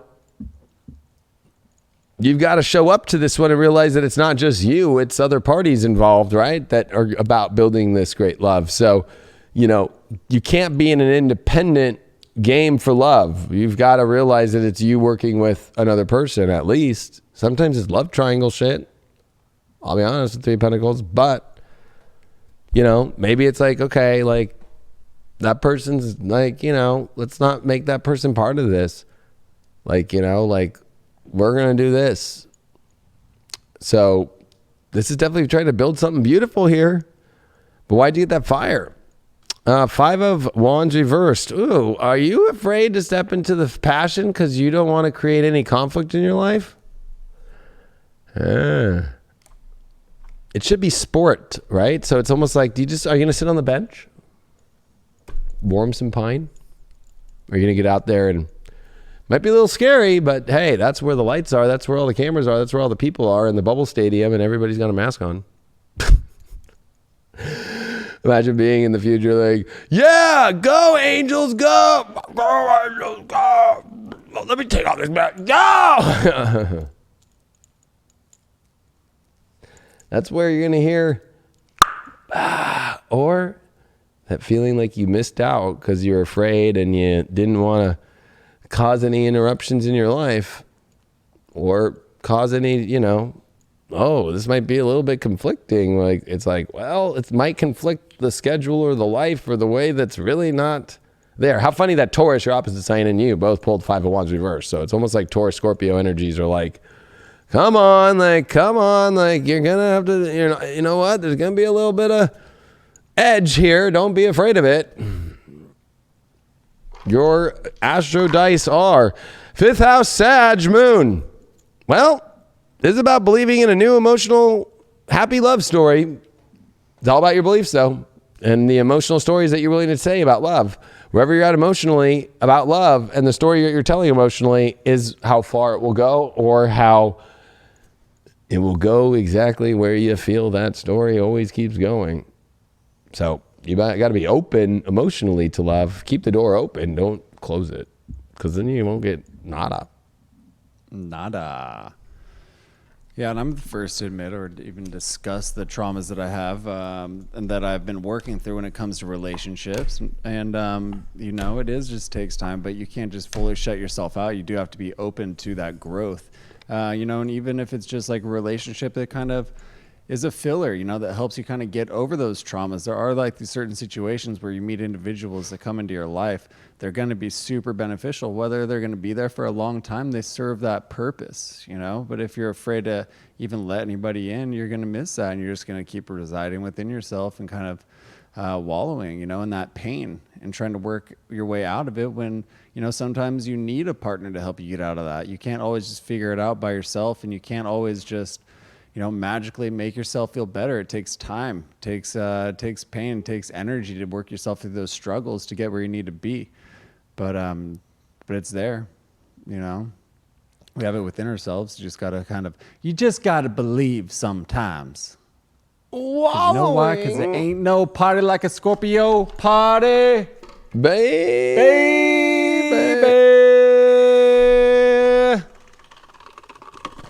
Oh. You hear that sound? Who's next? Who's next? Who's next? Aries. How fitting. Very fitting. Very, very fitting. Hello. Yeah, I mean, because when we started doing this, I was very open with the traumas that I was dealing with. When did I start doing this with you? It was in 2019. I think we're coming up to almost a year. Crazy. But I say fitting because the trauma that I was dealing with was with an Aries. So, what a coinky dink. Well, a lot of people have traumas with Aries, let me tell you. It's okay though, because with time, you know, time and work and individuals have actually put in that effort also with me, help you get to a healthy-ish point where you can actually begin, you know, you're not in the shit, you're here now, and then you just keep building from there. Every zodiac sign causes drama, and for everybody, what we learned. So what does Aries teach you if you have an issue with it? How to be more selfish and independent on what you want. So like an Aries always will trigger somebody like, well, they didn't do this or whatever. It's like, well, they did what they wanted, and that was teaching you to go do what you want more. Boom. Speaking of Aries and wants and needs, I mean, you're in a lot in the second house of you know what? The abundance factor, whether that's completely you trying to figuring that out of, okay, if you're in love, like, I don't want Aries going here, but it's like, if there's money issues, you better pay attention to your partnership right now. If there's not money issues and you're in a partnership, well, okay, that's great. But with the moon in Leo square, it's like, but are you happy, or is it only because of the money? So there's something that's missing here that needs to be much more than just money, or just even more than that. Like there has to be, like you have something or you're missing something and you need love. But so there's like something that you need, you know, more of. This is Leo Taurus for you. Like this is just like, you need more. But I think that this Aquarius is understanding where people are at, understanding that maybe, are you socially going out there and looking for the best, or do you keep just trying on the same old situations with Venus and Neptune square? This is your past in your spiritual life squaring over to Venus in the third. So are you looking in the same past? Like, are you just keep looking in the same place? Are you just like a little, like, you know, those people that walk down the beach with freaking, like, you know, like the freaking what is it? Those magnet wands? Like, I've done this beat 15 times today. I haven't found what I'm looking for. It's like, okay, you're going in circles and you've done this beach for the last 15 weeks. Like maybe you should try a whole different beach. I think that there's that whole energy of like, whatever you keep trying the same thing, like you need to try different things to create what you want in your love life here. You pulled Mercury, the mind. You need to communicate better, or maybe try a different way of communicating. And maybe also this is about negative thought patterns that need to end too. And Mercury is in Taurus, your second house. So you need to weigh out, if the mind is thinking from a place of creation and positivity of something beautiful, or are you only looking at what is, this crop isn't growing, this thing isn't going. Well, it's like, okay, well, that's all you're thinking about. Well, it's going to continue that way. Yeah. Your challenge card that you got is the World card reversed. Ooh, you don't feel like you're connecting or finding anybody that you want in the world, or you feel like you're disconnected from your partner. They don't feel like you guys are in different worlds. Wow. Different worlds. That happens. But there's also the card too of like, maybe there's just a cycle of completion that needs to happen, and not maybe the relationship, just maybe there's an issue. Maybe that there's just something that is just continuing to kind of be there. And it's like, can we just put this story to bed? But I would say that, for a lot of people dating out there and it hasn't gone where they want to go, it's just because you guys actually live in different worlds. Instead of you thinking the world is similar, it's actually the revealing that, no, the worlds are different. Sure, you might have a common like, but you guys might totally think differently. You might totally have different worlds in so many different ways. And you're going to have to deal with that in however that you're going to deal with it. You did pull the gratitude card as the overall, so you can light the candle and light the way to the happiness that you want, because you'll be grateful for the relationship that you have. But if you're not feeling that gratefulness back, or you might feel like your candle's out. So you're gonna have to have gratitude for what you want and make sure that gratitude's coming back. But I also think that this is about you lighting the way towards being grateful that you can change things based upon how you really perceive your life and how you really start to realize, like, if it's so different worlds, like, why do it? Like, be grateful that you understand that the different worlds are there. And maybe it's a completion moment that you're afraid of doing, and be grateful for that. Or be grateful for the fact that you understand the different worlds are there and you're willing to accept them. We'll see. You did pull the strength card reverse. So it's like, you're not feeling strength because the worlds are so separate. The worlds are so different. So if the worlds are so different, it's almost like you're not feeling your power at all. And maybe it's your partner, or the person that you're trying to date, or there's a lot of single Aries out there, like alone.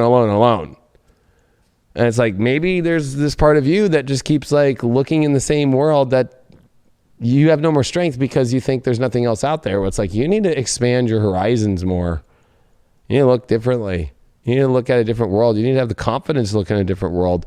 When it comes to your mind, you did pull the Queen of Wands. So it's like, you need to communicate exactly what you want in your happiness. Because maybe that partner doesn't know, or maybe somebody that you were interested doesn't know. You need to say something. You need to speak up and let them know that hey, I find you, this is like learning to flirt better. It's instead of just saying, hey, in a conversation, hey, it's like, all right, no, like, hey, what's going on, gorgeous? How are you doing? I've been thinking about you all day. What's going on? You pulled the World again for this gratitude. So it's like, when you get out of this same world that you keep looking for things to change and go into a new world and actually step into all the abundance that could be possible for you, well, there's a lot to be grateful for. But if you're going to continue on the same world that you're not getting any strength from, and you don't have the strength to get out of that world, then you're not going to get the grateful world that you really want. Pretty simple. You are simple, Aries. At least it was a simple reading. You did pull Scorpio, Neptune in the second house. Well, that's a weird one. Okay, it's time to let go of, I think, that these values that you really want that are not showing up your way. And maybe that you need to look at a deeper version of the values that you really want and see if they're really in line spiritually with you. Or honestly, it's like, sometimes you're subconsciously thinking that you have everything that you want, when really you are just saying that because you're in denial of realizing that you're not. And now it's time for you to find a better way to draw in what you want spiritually. But you need to be more clear in what you really want and how that you want it. Because maybe it's just like, well, I want this and I want it to be this way. It's like, well, how, why, and how would that look? You need to get a little bit more deeper. Yeah. I'm going to pull the next sign, which is Sag, as I go pee really quick.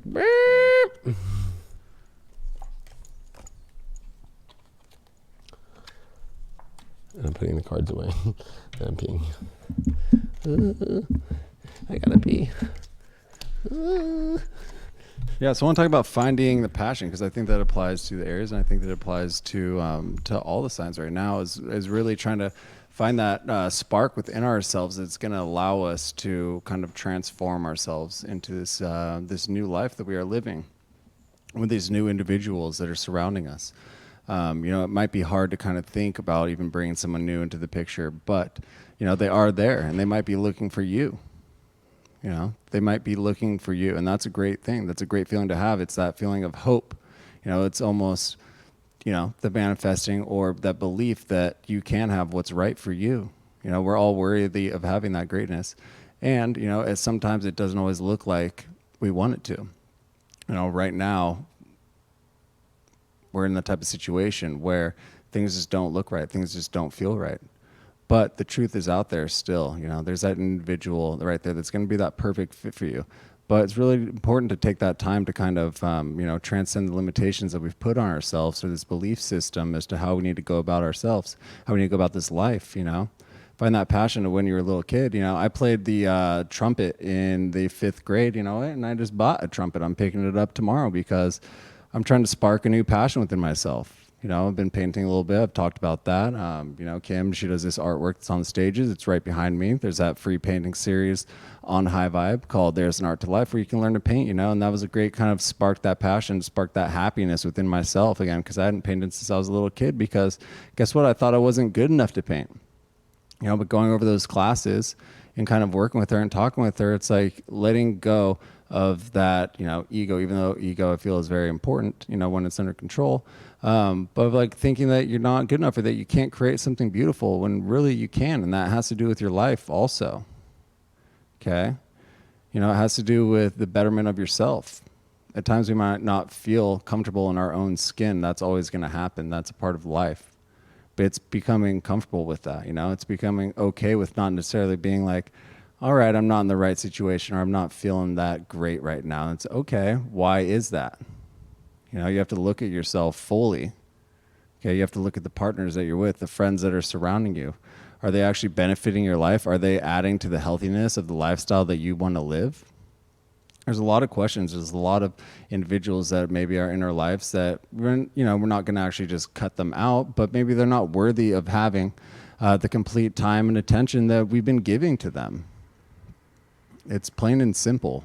It's times like these where we need to kind of assess the situations that we've put ourselves in, assess why we're in these relationships, why we're surrounded by these people. Just because you've known someone for a very long time doesn't mean that they need to be in your day-to-day life all the time. Okay. We progress, we learn, we grow, we outgrow individuals and situations. And that's why we've transformed into who we are right now. And it's a beautiful thing, but you got to actually put forth the time. You got to put forth the effort into believing that you can make those healthy changes for yourself. Ain't that right? Ain't no party like a Leo party all the time. Yeah, but, the good thing is we're here, we're breathing. You're sitting here watching, and that's the first step, It's just breathing and being alive. Step 1, you're succeeding. Breathing and being alive. Looks like it got deep in here. Sagittarius. Everybody just breathe with me.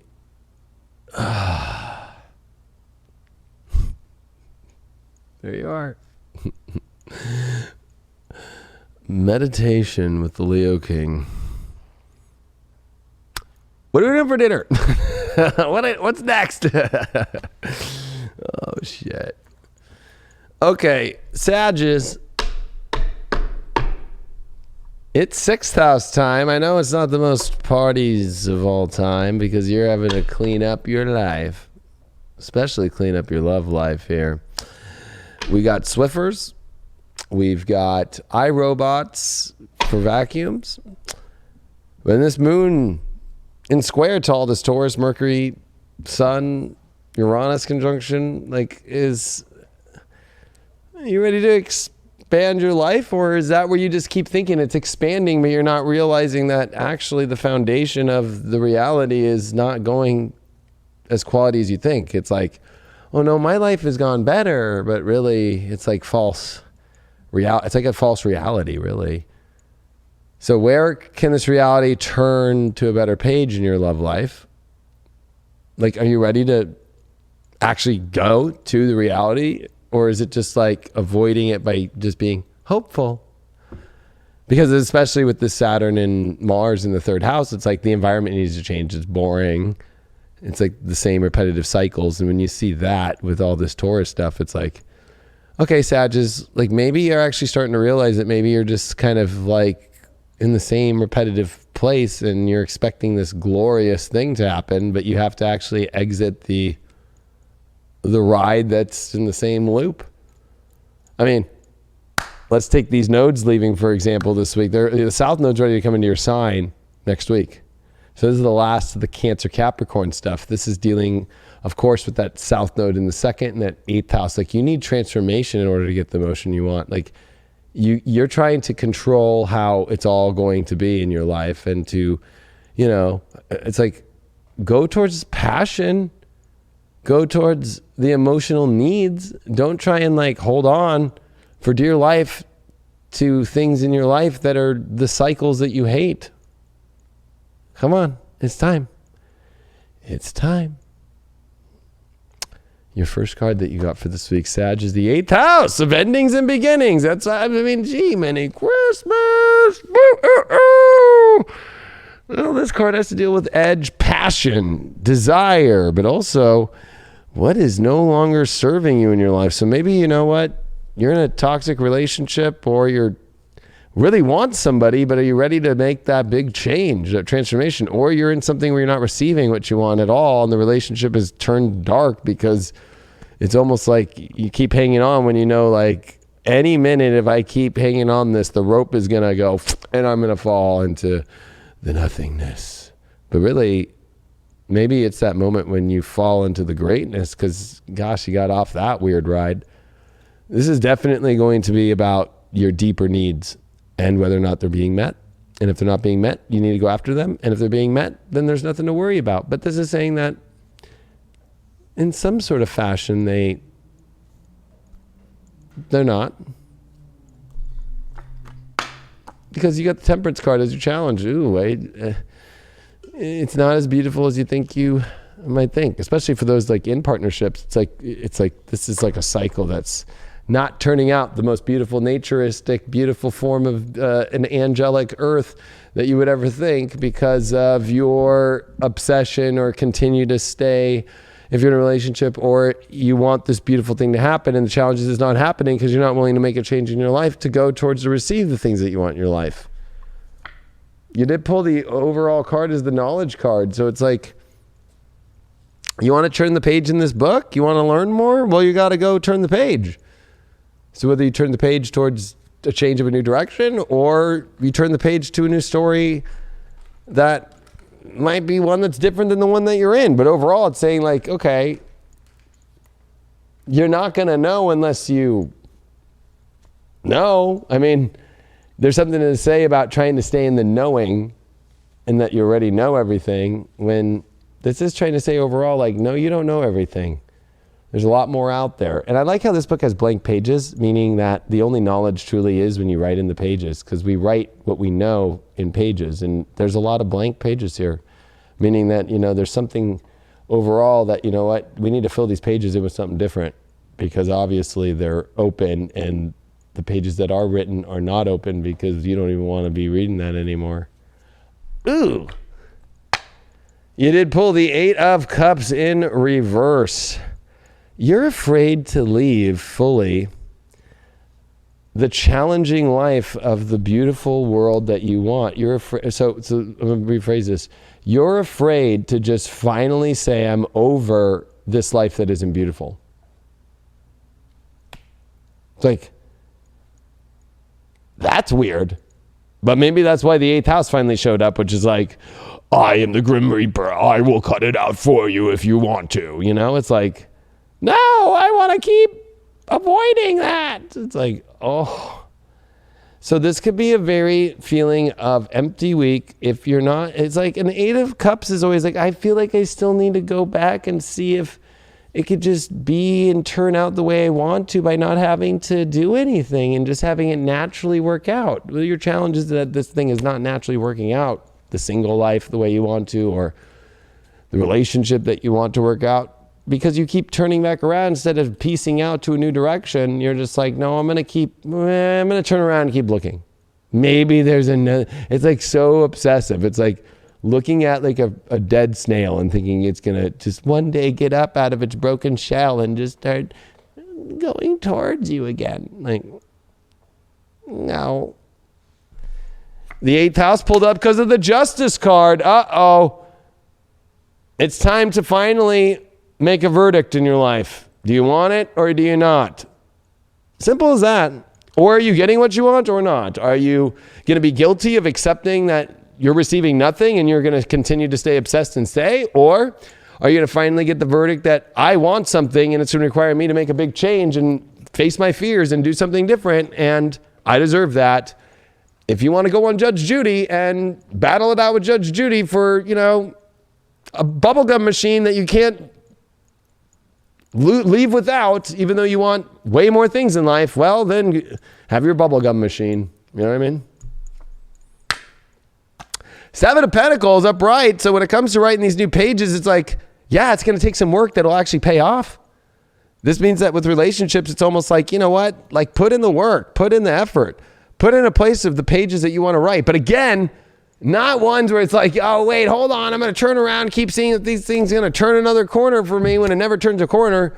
It just keeps bringing me back to the same place. But it's like, there's the negative part of Sag is it's being so hopeful and expecting that it's just like, if I give it enough hope, it'll work. You know what I mean? It's like, I'm sure the captain of the Titanic was literally, when he was going down the ship, like, I hope that somehow this thing, as it's going down and it's just cracked in half and I'm going down with it, that it's going to come back all together and it's going to float again, and then the engines are going to turn on and everybody's going to be back in their places and everything's going to be normal. It's like,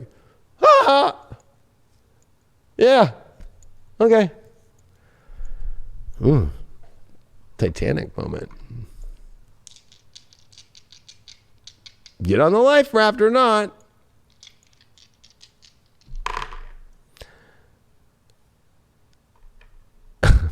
Never let go. I'll never let go, Jack. Yeah, right. I'll never let go, but I'm letting go, and you never get any of the money I told you, and I'm gonna keep this necklace, and I've got plenty of room up here on this board, but I won't ever let go. But I really will, to be an old lady that will tell a movie about you. Well, I already had kids and hooked up with another guy and even had the really rich guy and took a lot of his money. It was a great life. Thanks. You got Pisces 5th house Pluto. Well, you want the romance story of your life? You got to make a change. Whether that's putting an end to something, whether that's making a total transformation, or it's also commitment, right? It's like you got to make a commitment to change, or you know what? Sometimes it's your subconscious issues that are blocking it that you need to reveal. Like, you're wanting love and you're wanting this beautiful story, but you also are subconsciously always like backing out, like, no, and putting a wall up. No.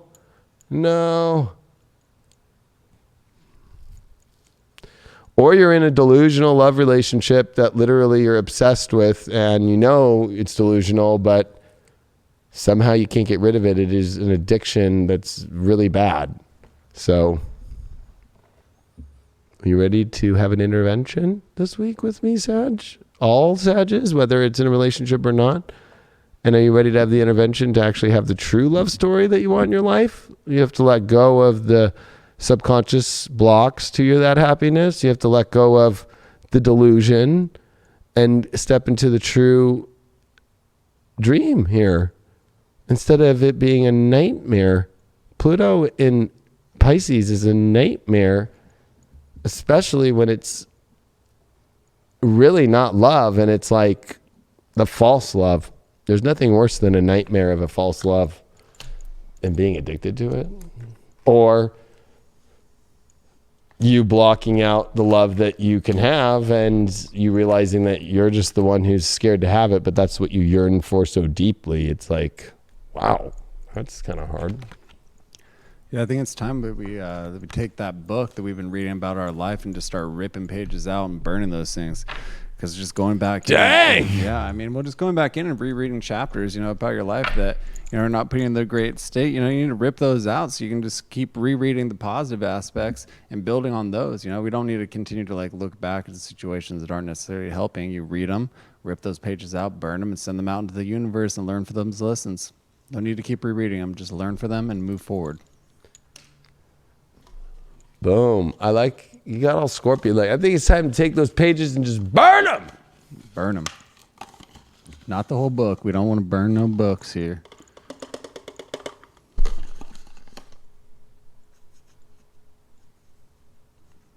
Pisces.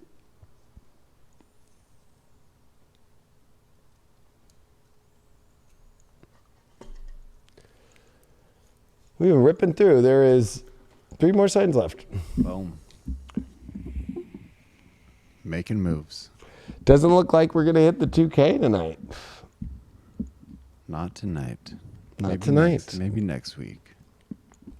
So no after dark reading. Maybe YT is just done with showing our stuff.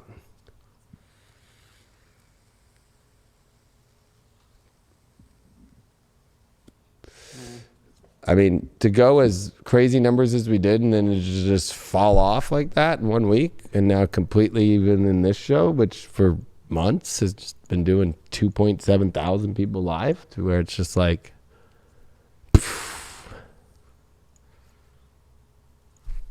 I think that our channel's been flagged.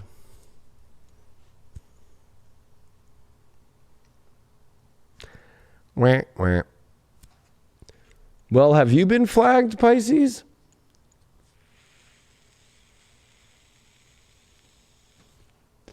The reason why I ask that is because this Taurus energy is about trying to understand your life, just in general.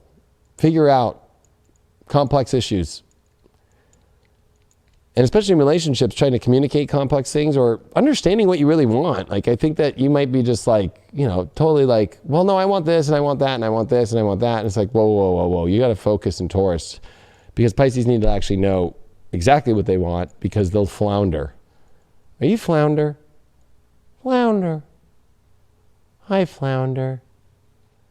It's a lot like, being a dolphin. Dolphin knows where it's going. It rides the waves, but it knows where it's going. Like Flipper.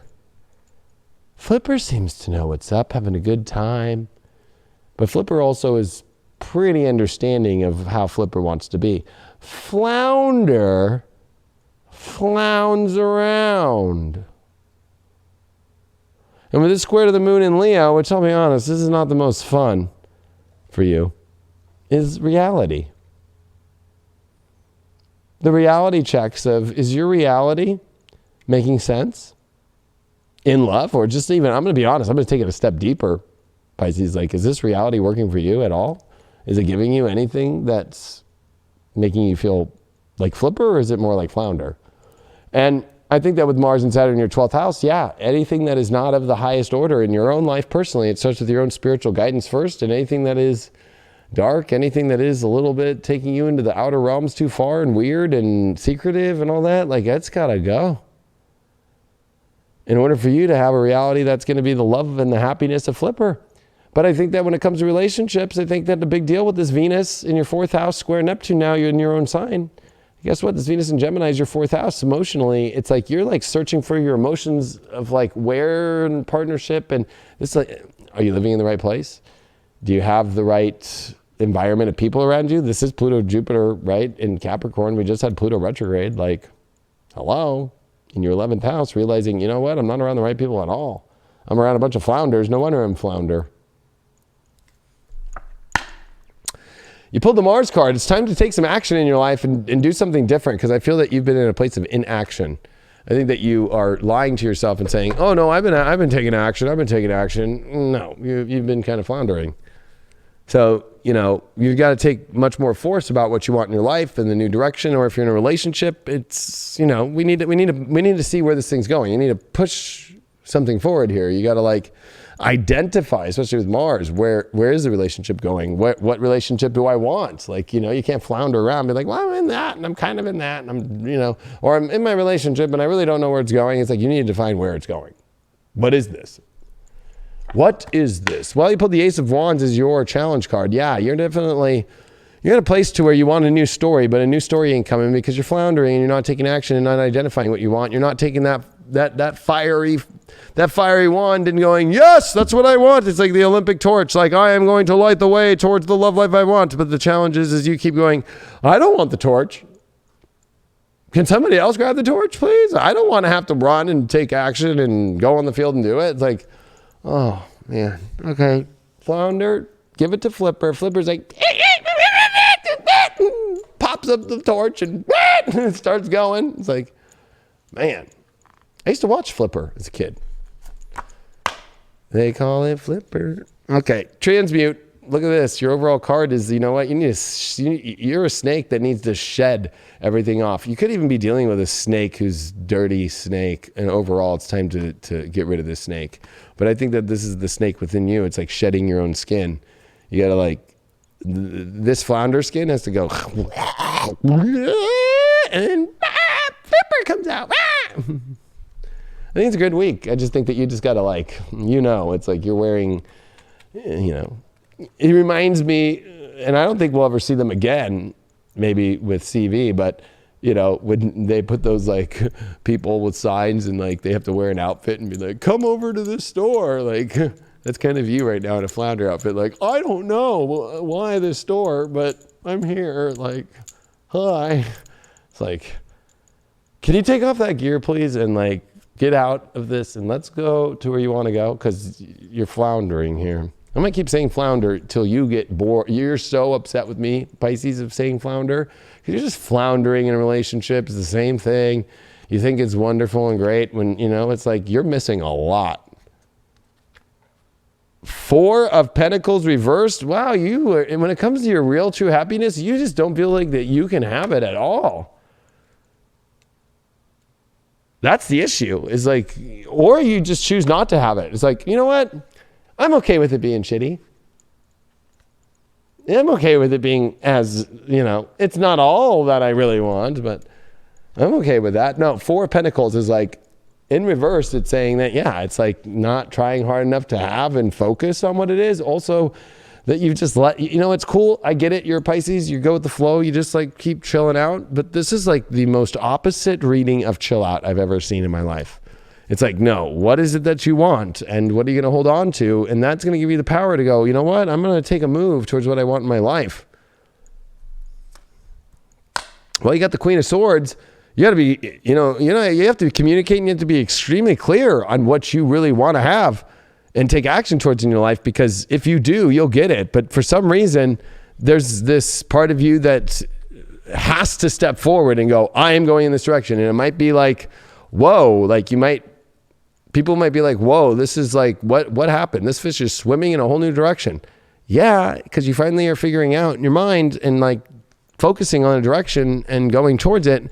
And why do you need to transmute and shed the skid off? You got the World card reversed. Yeah, you know what? Your world's upside down, and this skin that you're wearing right now is not taking you there, and it's not completing, so you can step into your new life and your new world of a better love life, a better life in general. And yeah, it's time to change because this world is upside down and it keeps spinning the wrong direction. And it's an upside down world. You pulled the 4th house North Node in Gemini. So yeah, you know what? You need to communicate how you feel, and you need to know exactly where your living location is in your environment and know that it's exactly in a place where you can be. That you can be the fish that you truly want to be. Maybe it's not Flipper. Maybe I've been just saying Flipper is a good example. You know, I follow this dolphin on Instagram named Jojo. Jojo the dolphin. Maybe it's Jojo. But I think that there's a part of you that has to like not be afraid to define. Like JoJo's out in like Turks and Caicos, like having a really good life. And like living the dream. And it's almost like, come on, Pisces, like you can put yourself, and you got to look at your family life. You need to look at, you know, your emotions and see if you're stimulated, because there's one thing about being like, well, I'm here because I'm a caretaker and I'm a mom, or I'm a this, or I'm a that. It's like, but I'm bored, you know what happens is, Desperate Housewives.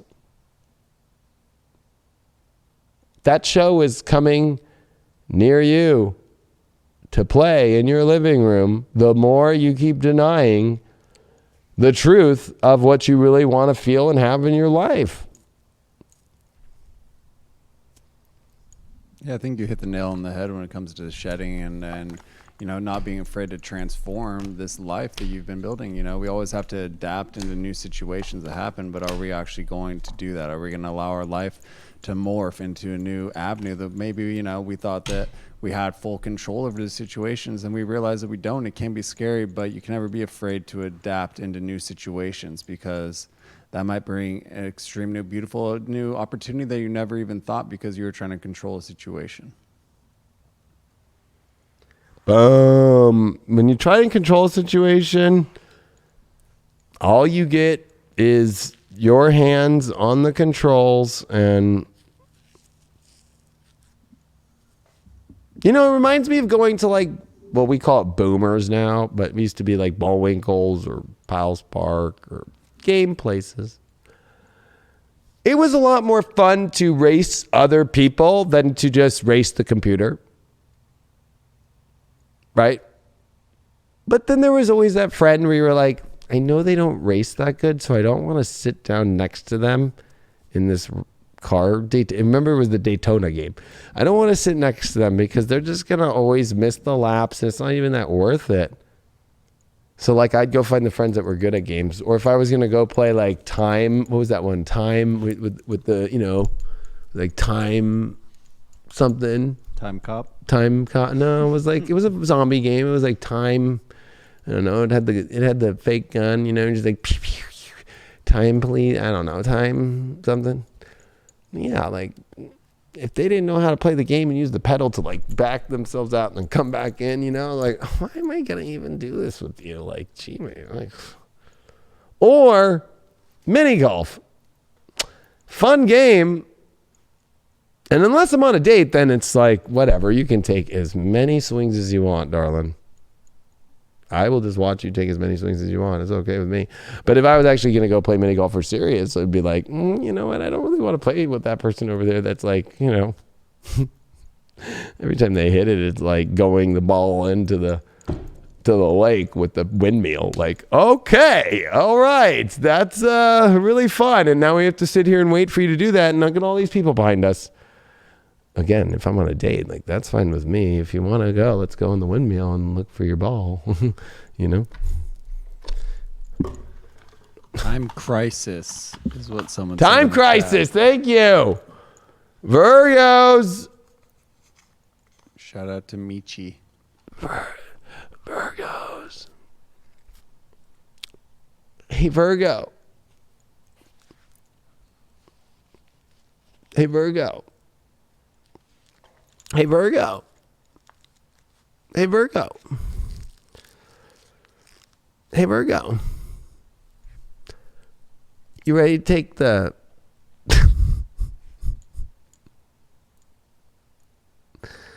Oh. All right. I was about to say something, but I'm not going to. Virgos. Taurus. Your 9th house. It's time to expand your life. It's time to go to a new place. Your love life will hurt even more the more you keep doing the same things that you always do. That's the opposite house, the 3rd house. You need to now expand, find something more adventurous, exciting. The square to the moon in Leo is hard because the past or your past patterns, which you actually love your past patterns. That's why you're a Virgo. Well, I've got this really good pattern of how I Swiffer. Have you ever seen the lines of the way that I do my vacuuming? They're perfect. Well, what happens when the vacuums change? You keep trying to apply the same lines of a new vacuum. It might have been nice from those old Oric commercials with the guy from Oric. Oric, we make great vacuums. Even though they look like they're from 1950 still, they're tried and true, and you need to buy all the bags all the time too. They make cordless Dysons now and stuff. Like, I feel like this is about you, like getting off an Auric vacuum. And you keep doing it. So it's like, and then you'll find other situations that it's like, can I come vacuum your house? It's like, only if you have an Auric. It's like, oh great, but those are running so low now, and you're trying to run it in the penny saver, and guess what? I don't even think the penny saver exists anymore. Or it's like trying to be on Craigslist, and we all know all the people nowadays that would be on Craigslist. It'd be like, can you vacuum my house with an Auric, please? It's like, I guess you're my last one I can do. It's like, this is about letting go of the past in order for you to explore a new life. And I think that this is like your past of like, you're like thinking that exploring a new area is going to get rid of your own happiness or something. That's like crazy. It's going to make you more happy, especially with Saturn and Mars in your 6th. I mean, relationship wise, this means that you need a new way that you live your life. Like, you need a new schedule. You need a new day-to-day way that you live your life, because it's obviously causing some sort of disconnect. And this Jupiter-Pluto is like, the way that you control your life to be a certain way, to be happy, is leaving you empty, because it's about, as a Virgo, being of service and connecting to people and connecting to the world. Virgos that thrive and are alive are ones that are networking, and those that are following their feelings to the people that they feel guided to be, instead of like restricting their heart. This is where your heart has turned into lead.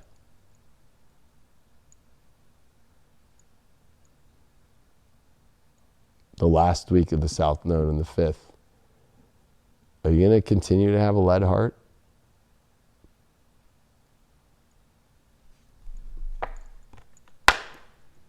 This week's going to be a hard one. Void off course moon, missing energy, because whenever we have a void off course moon in astrology, it literally is feeling like whatever you try and start emotionally, or it just feels like it's off. It's always when it's not a non-aspecting moon near the end of the sign, and it's just like, I'm trying to just get out of here. I really don't care to be here anymore. It's like waiting at the exit at Disneyland, and it's the boring part. It's like, wait, what tram are we on?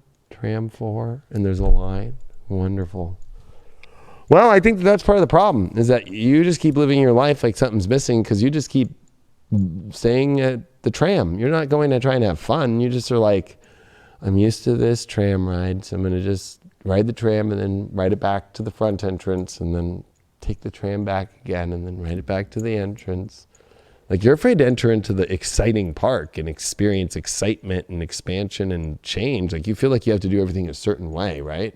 Especially with all this Aquarius. No, maybe you need to change it up. Maybe you need to try something a little crazy, because you know what else is there to lose? Well, you got the Page of Swords as your challenge, that, you know what? There's like too much non-movement, or doing the same things and expecting things to change. You know what? Anything that feels like it's the same thing that you keep doing, like, go, you know what? I'm not going to do that. I'm going to try something totally different. I'm going to go a totally different direction. And no, you can't do the same thing and replace it with similar people. It's like, that's the same thing. That'd be like me playing mini golf with other people and just being like, well, maybe these people will know how to play better. No. Maybe I don't need to play mini golf anymore. Maybe I need to play real golf. That was what happened when I was a kid, and I joined golf club at 12.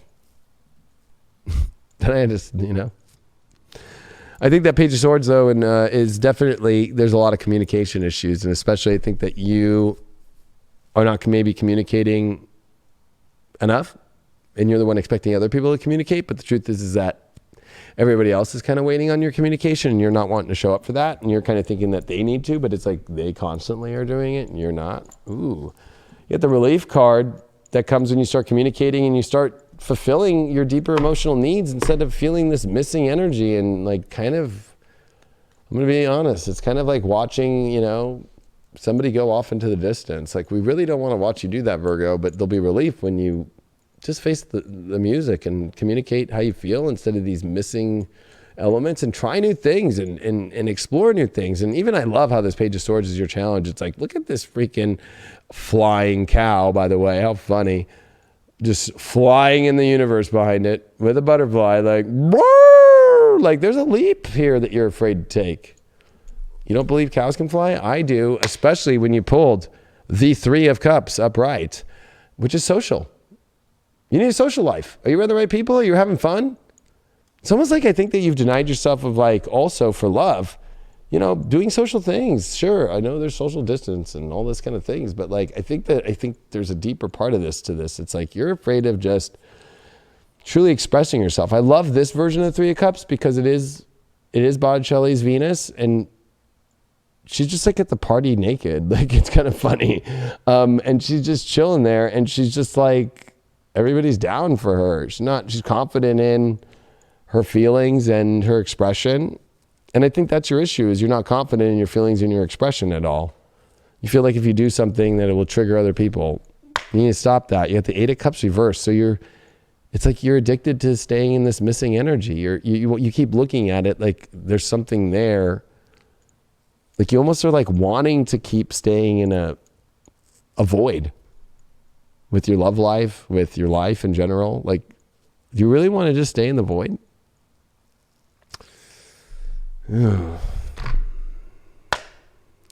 Page of Swords. You get the Page of Swords reversed again. So, and this is reversed. You're going to get no relief by expecting other people to kind of get it out of you. You have to get this out of yourself. You've got to talk. You've got to experience things differently. You need to stop doing the same stuff. You need to stop giving the same message out to people. I'll be honest, when I see 2 Pages of Swords, one upright and challenge and one reversed in the overall, you're putting out fake messaging. It's kind of like if somebody texts you and it's like, how are you? It's like, I'm great. But underneath, you're just like, I fucking hate my life right now. It's like, stop with the fake messaging right now, Virgo, please. That's where you're going to connect with people, is by being real and experiencing the feeling and experiencing the life and experiencing the vulnerability. You did get a 6th house Libra Neptune. Well, something in your relationship reality needs to change, and maybe you're subconsciously blocking a more beautiful reality by being afraid to, make adjustments. I don't know why, but that's what you do great, is make adjustments. But right now it's like you're afraid to make adjustments and get much more deep spiritually with relationships. Like, you also might be afraid to let go of the reality that your relationships have worked, or if you're single, it's like you think if everything just is the way that it is, everything will be okay. But there's something to say that it's imbalanced that way. Like you have to make a change. Like it's not going to work anymore like this. So it's pretty serious. It can be beautiful though by taking it more seriously, instead of taking it as like, nah, I've got this. It's going good. And don't worry about me. It's like, we are worried. And you can't have the fear of the change either, or have the fear of putting forth the effort, because you might fail in that situation, or that you might not receive the answers that you were looking to get. You can never be afraid to put yourself out there. You can't be afraid to make the changes that you need in this life for it to be the healthiest, most loving life that you can actually possibly have.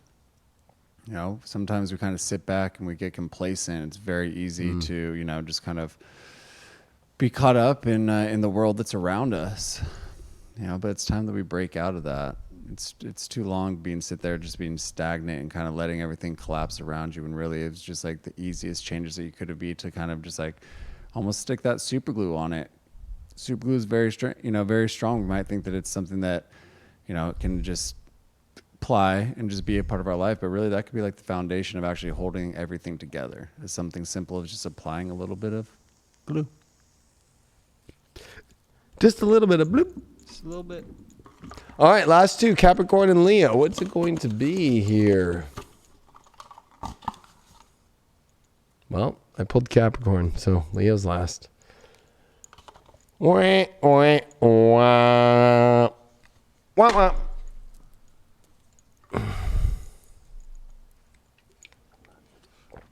All right.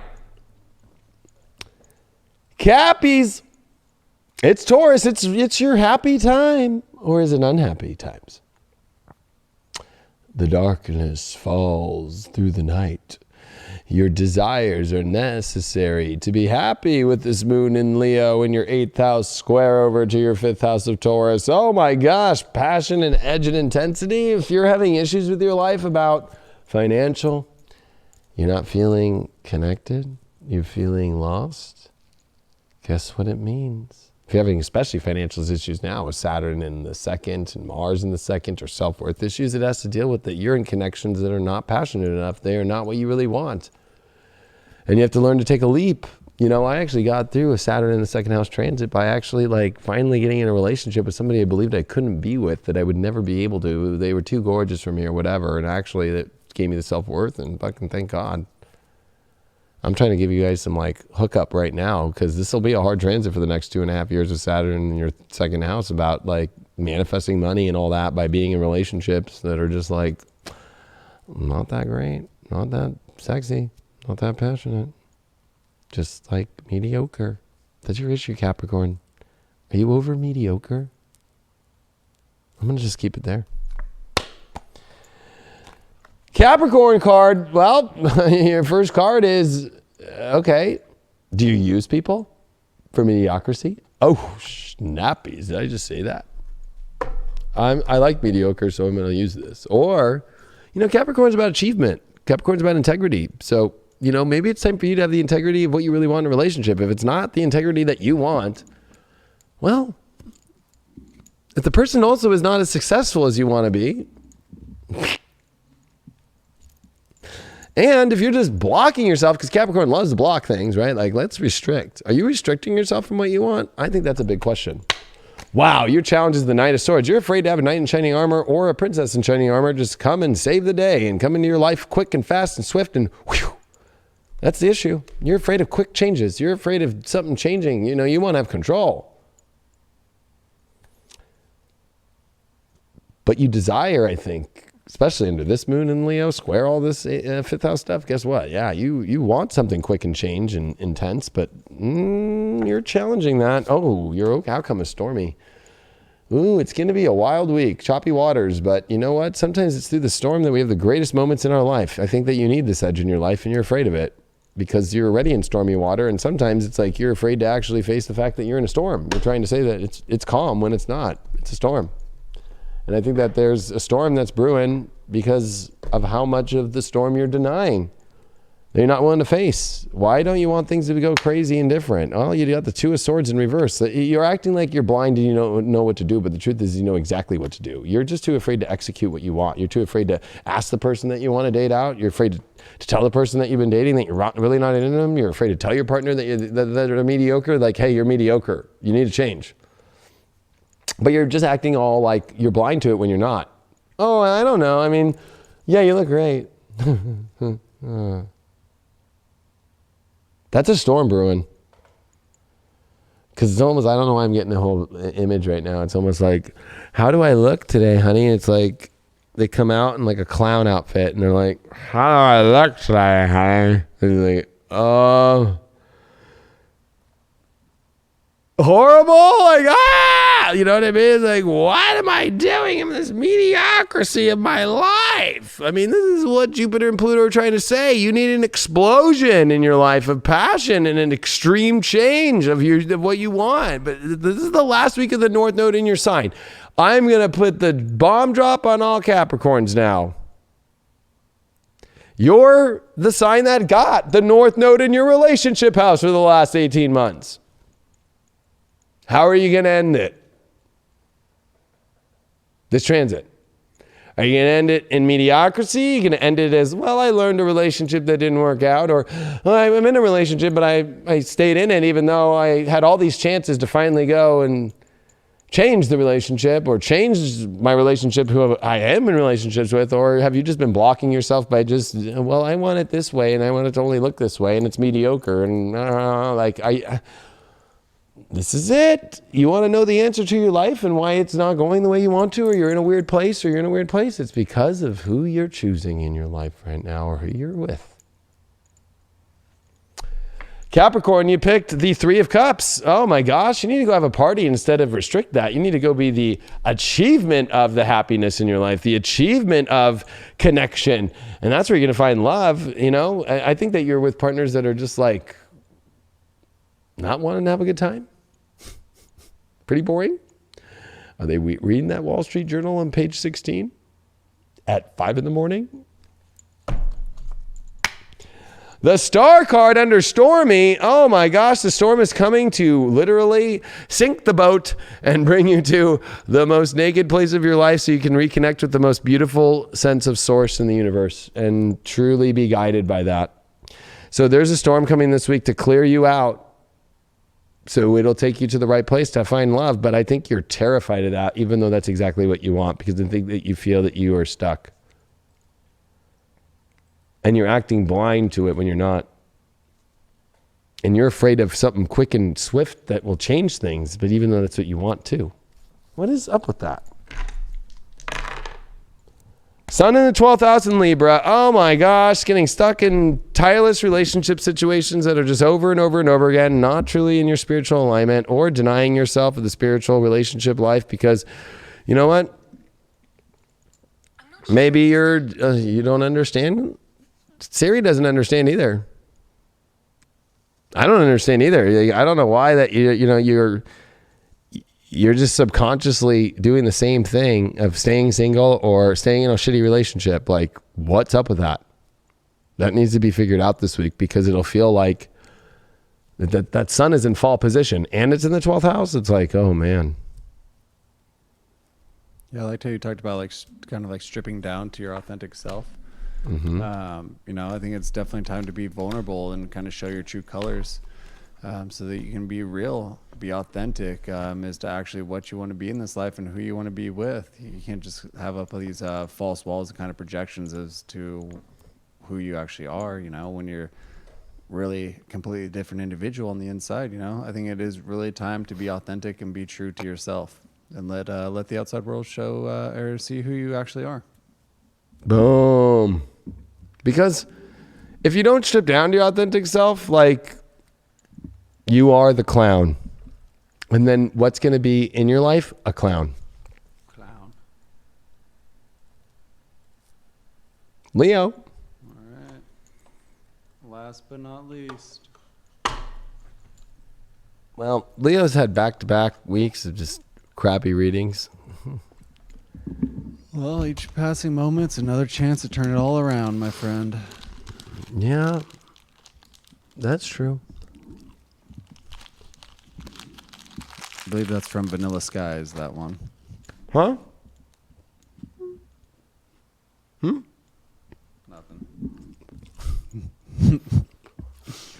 Nada.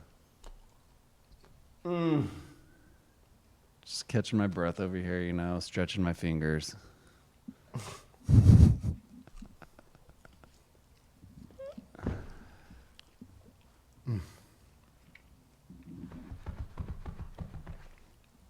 Strong silent type.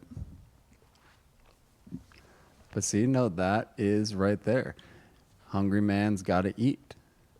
Where are you not allowing yourself to kind of eat per se? Where are you like withholding certain situations from your life that would be extremely beneficial? There might be certain aspects where like, I can't do this because it might look bad or whatever. No, sometimes you just got to go about your business. Sometimes you just have to do things in life. And if it rubs people the wrong way, at least you're being true and authentic to yourself, and you're bettering your actual potential within to do a great job in the outside world. Can I get one of those? Yeah. Oh. Oh. No, or Blue Moon. I don't remember that. Someone was asking about my shirt before I saw in there. It's a Grateful Dead shirt. The greatest of all the dead. I don't know where that. The most grateful in all the land. My light. I've got one for you. Brief intermission here. No, it's not Munchies. He's just a hungry boy.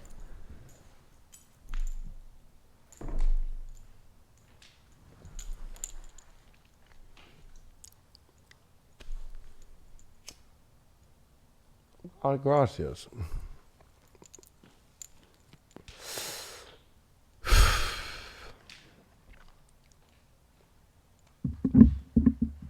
And I'm wearing board shorts that are pink with cacti on them. You know, Wow, people are getting all like, you know, let's hear the Leo rating. It's like, we're in Taurus, people. You got to take a little bit of patience here and enrich in the goodness of life a little bit. It's been a long 6 weeks.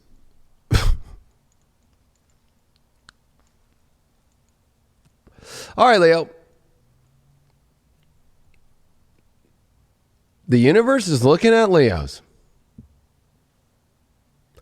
The 10th house is the house of public, fame, career. And that's where all this Taurus is. Mercury, Uranus, the sun. So, of course, your career is a big thing for you right now. But with this moon in Leo, all right. What choices do you want to make? Because it's about big choices now. That's what it's about. But now it's really in alignment with your moon. Like, what do you emotionally want? And it's time for you to make choices on only what you emotionally want. Like, when it comes to love, if you really don't want it, then don't do it. If you really want it, then do what you can with it and do with it. And if it doesn't happen, who knows? These are big lessons about relationships. So you got to remember, Mars it's heading out of Aquarius soon. And here's Saturn in Aquarius, right? A lot of relationship stuff for Leos, having to figure it out. But the two malefics in your relationship house, it almost feels like it's like a cutthroat, battle. Like you have to keep figuring it out. Well, this moon in Leo is going to square all this Taurus, and it's going to be like, whoa. Like Leos are definitely going to be in the whoa. This is like, who can step up?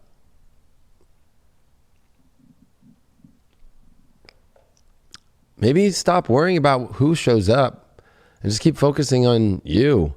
If your partner's not showing up the way you want to, well, that's them. That's on their own shit. You can't do anything about it. If you're single and nobody's showing up, hey, there's a lot of other probably people showing up. You got Venus in the 11th squaring Neptune in the 8th, so it's almost like,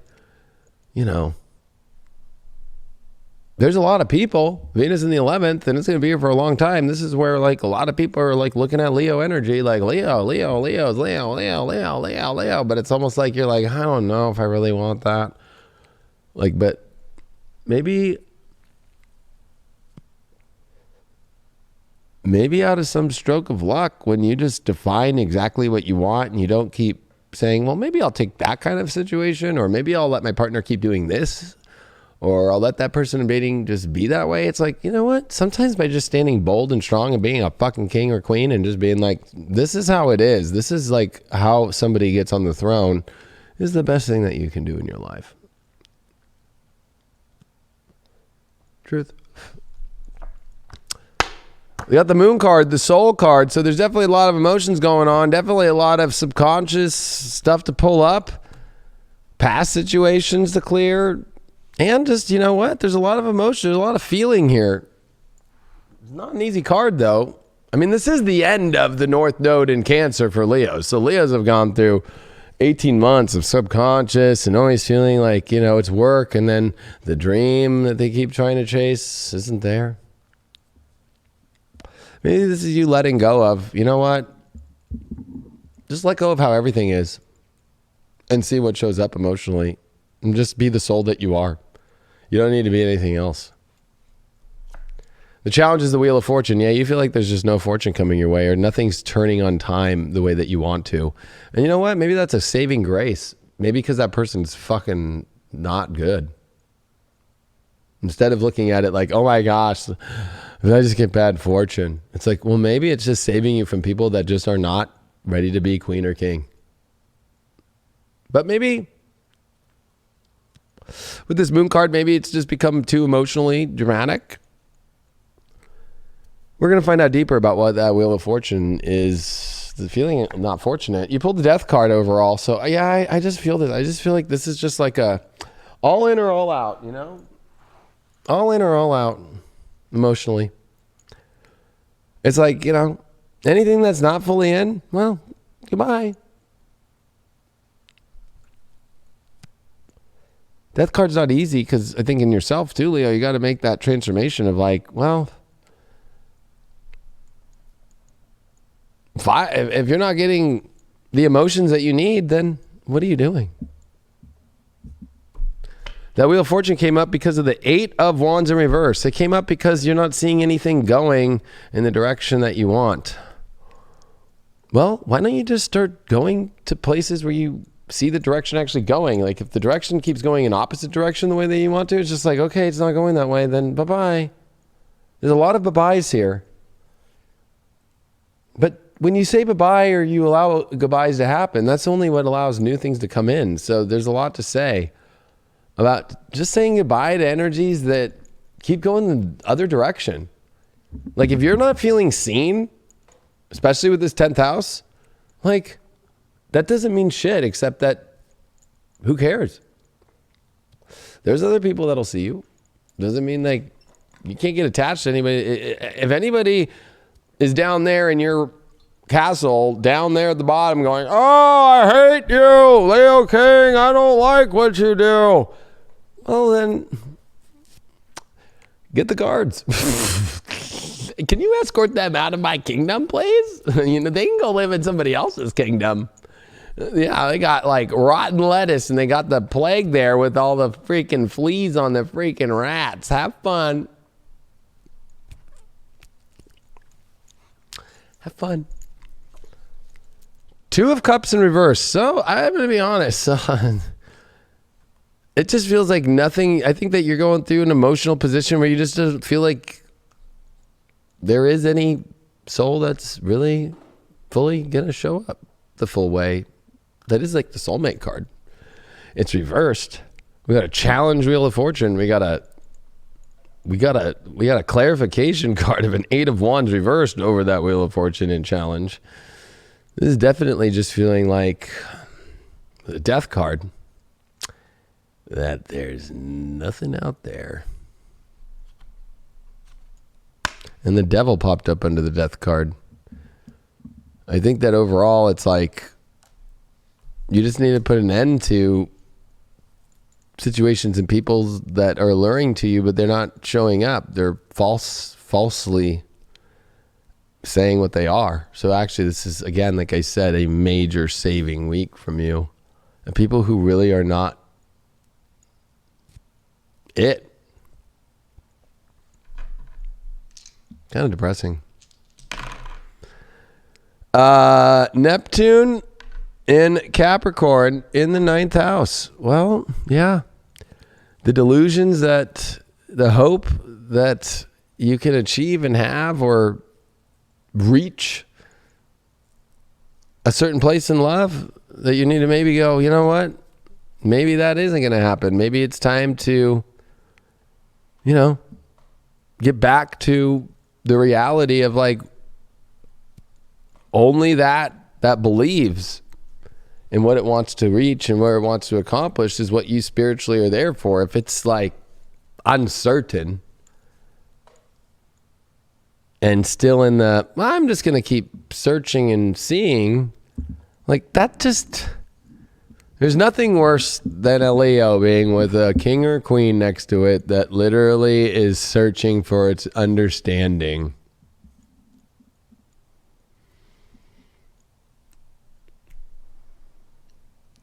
That's all she wrote this week, folks. Yeah, I think it's good, like with Leo, and I think with all of us, you know, it's that lesson of knowing our true worth and not settling for individuals just to, you know, just to have that love or that infatuation going on in our life right at this moment. You know, we should never settle. We should never put ourselves in a situation where we're going to be guessing if that was the right love that we chose.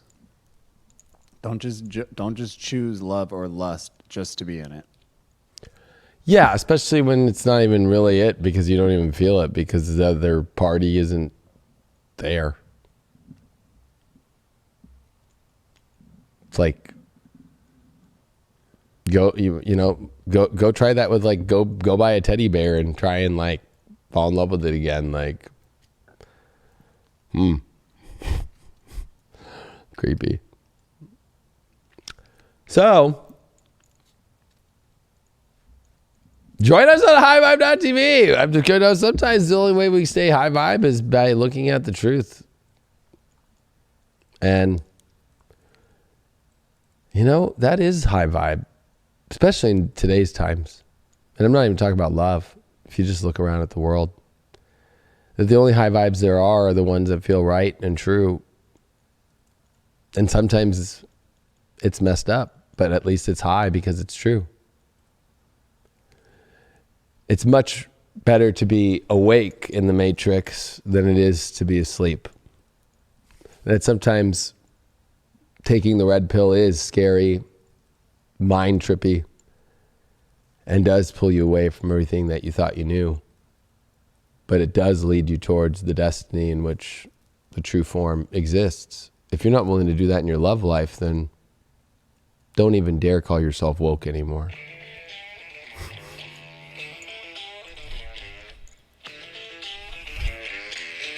So, happy high vibe week to you. Let this Taurus sun and this Leo moon this week square and this Mercury Uranus, let the unpredictability and the radicality and the intensity of the best of the best of the highest of the highest of the highest vibes that there can be of quality, of love, of true value be. And if it's not even about booting it out. It's about learning that you don't have to love it, that you don't have to own it, that you don't have to value it. What's the point? That's somebody else's job to do that. Check out 2020 What's Next, my 3.5 hour presentation that's on highvibe.tv. I just did it. It's a 3.5 hour presentation on Friday about what's next here in 2020. There's a lot coming up. Are you sure you're ready for it? I make lots of different predictions. I take you into history. It's available now at highvibe.tv. You can stream on any of the apps right here.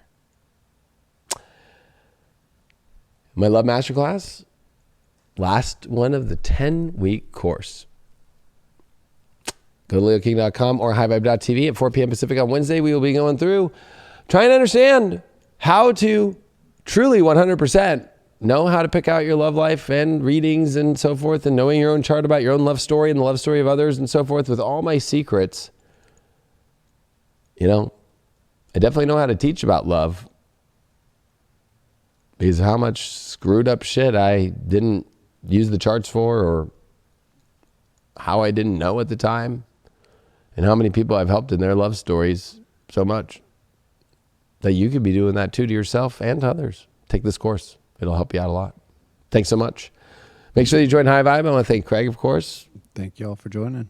For being behind the wheel tonight and always.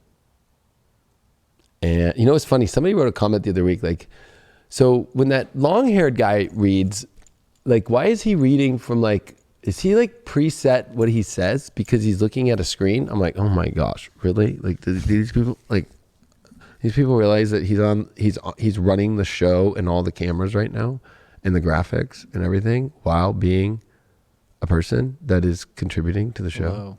Contributions. Like, wow. But you know, hey, I have compassion for people all around the world, no matter how dumb they are. Adios. Love you. See ya.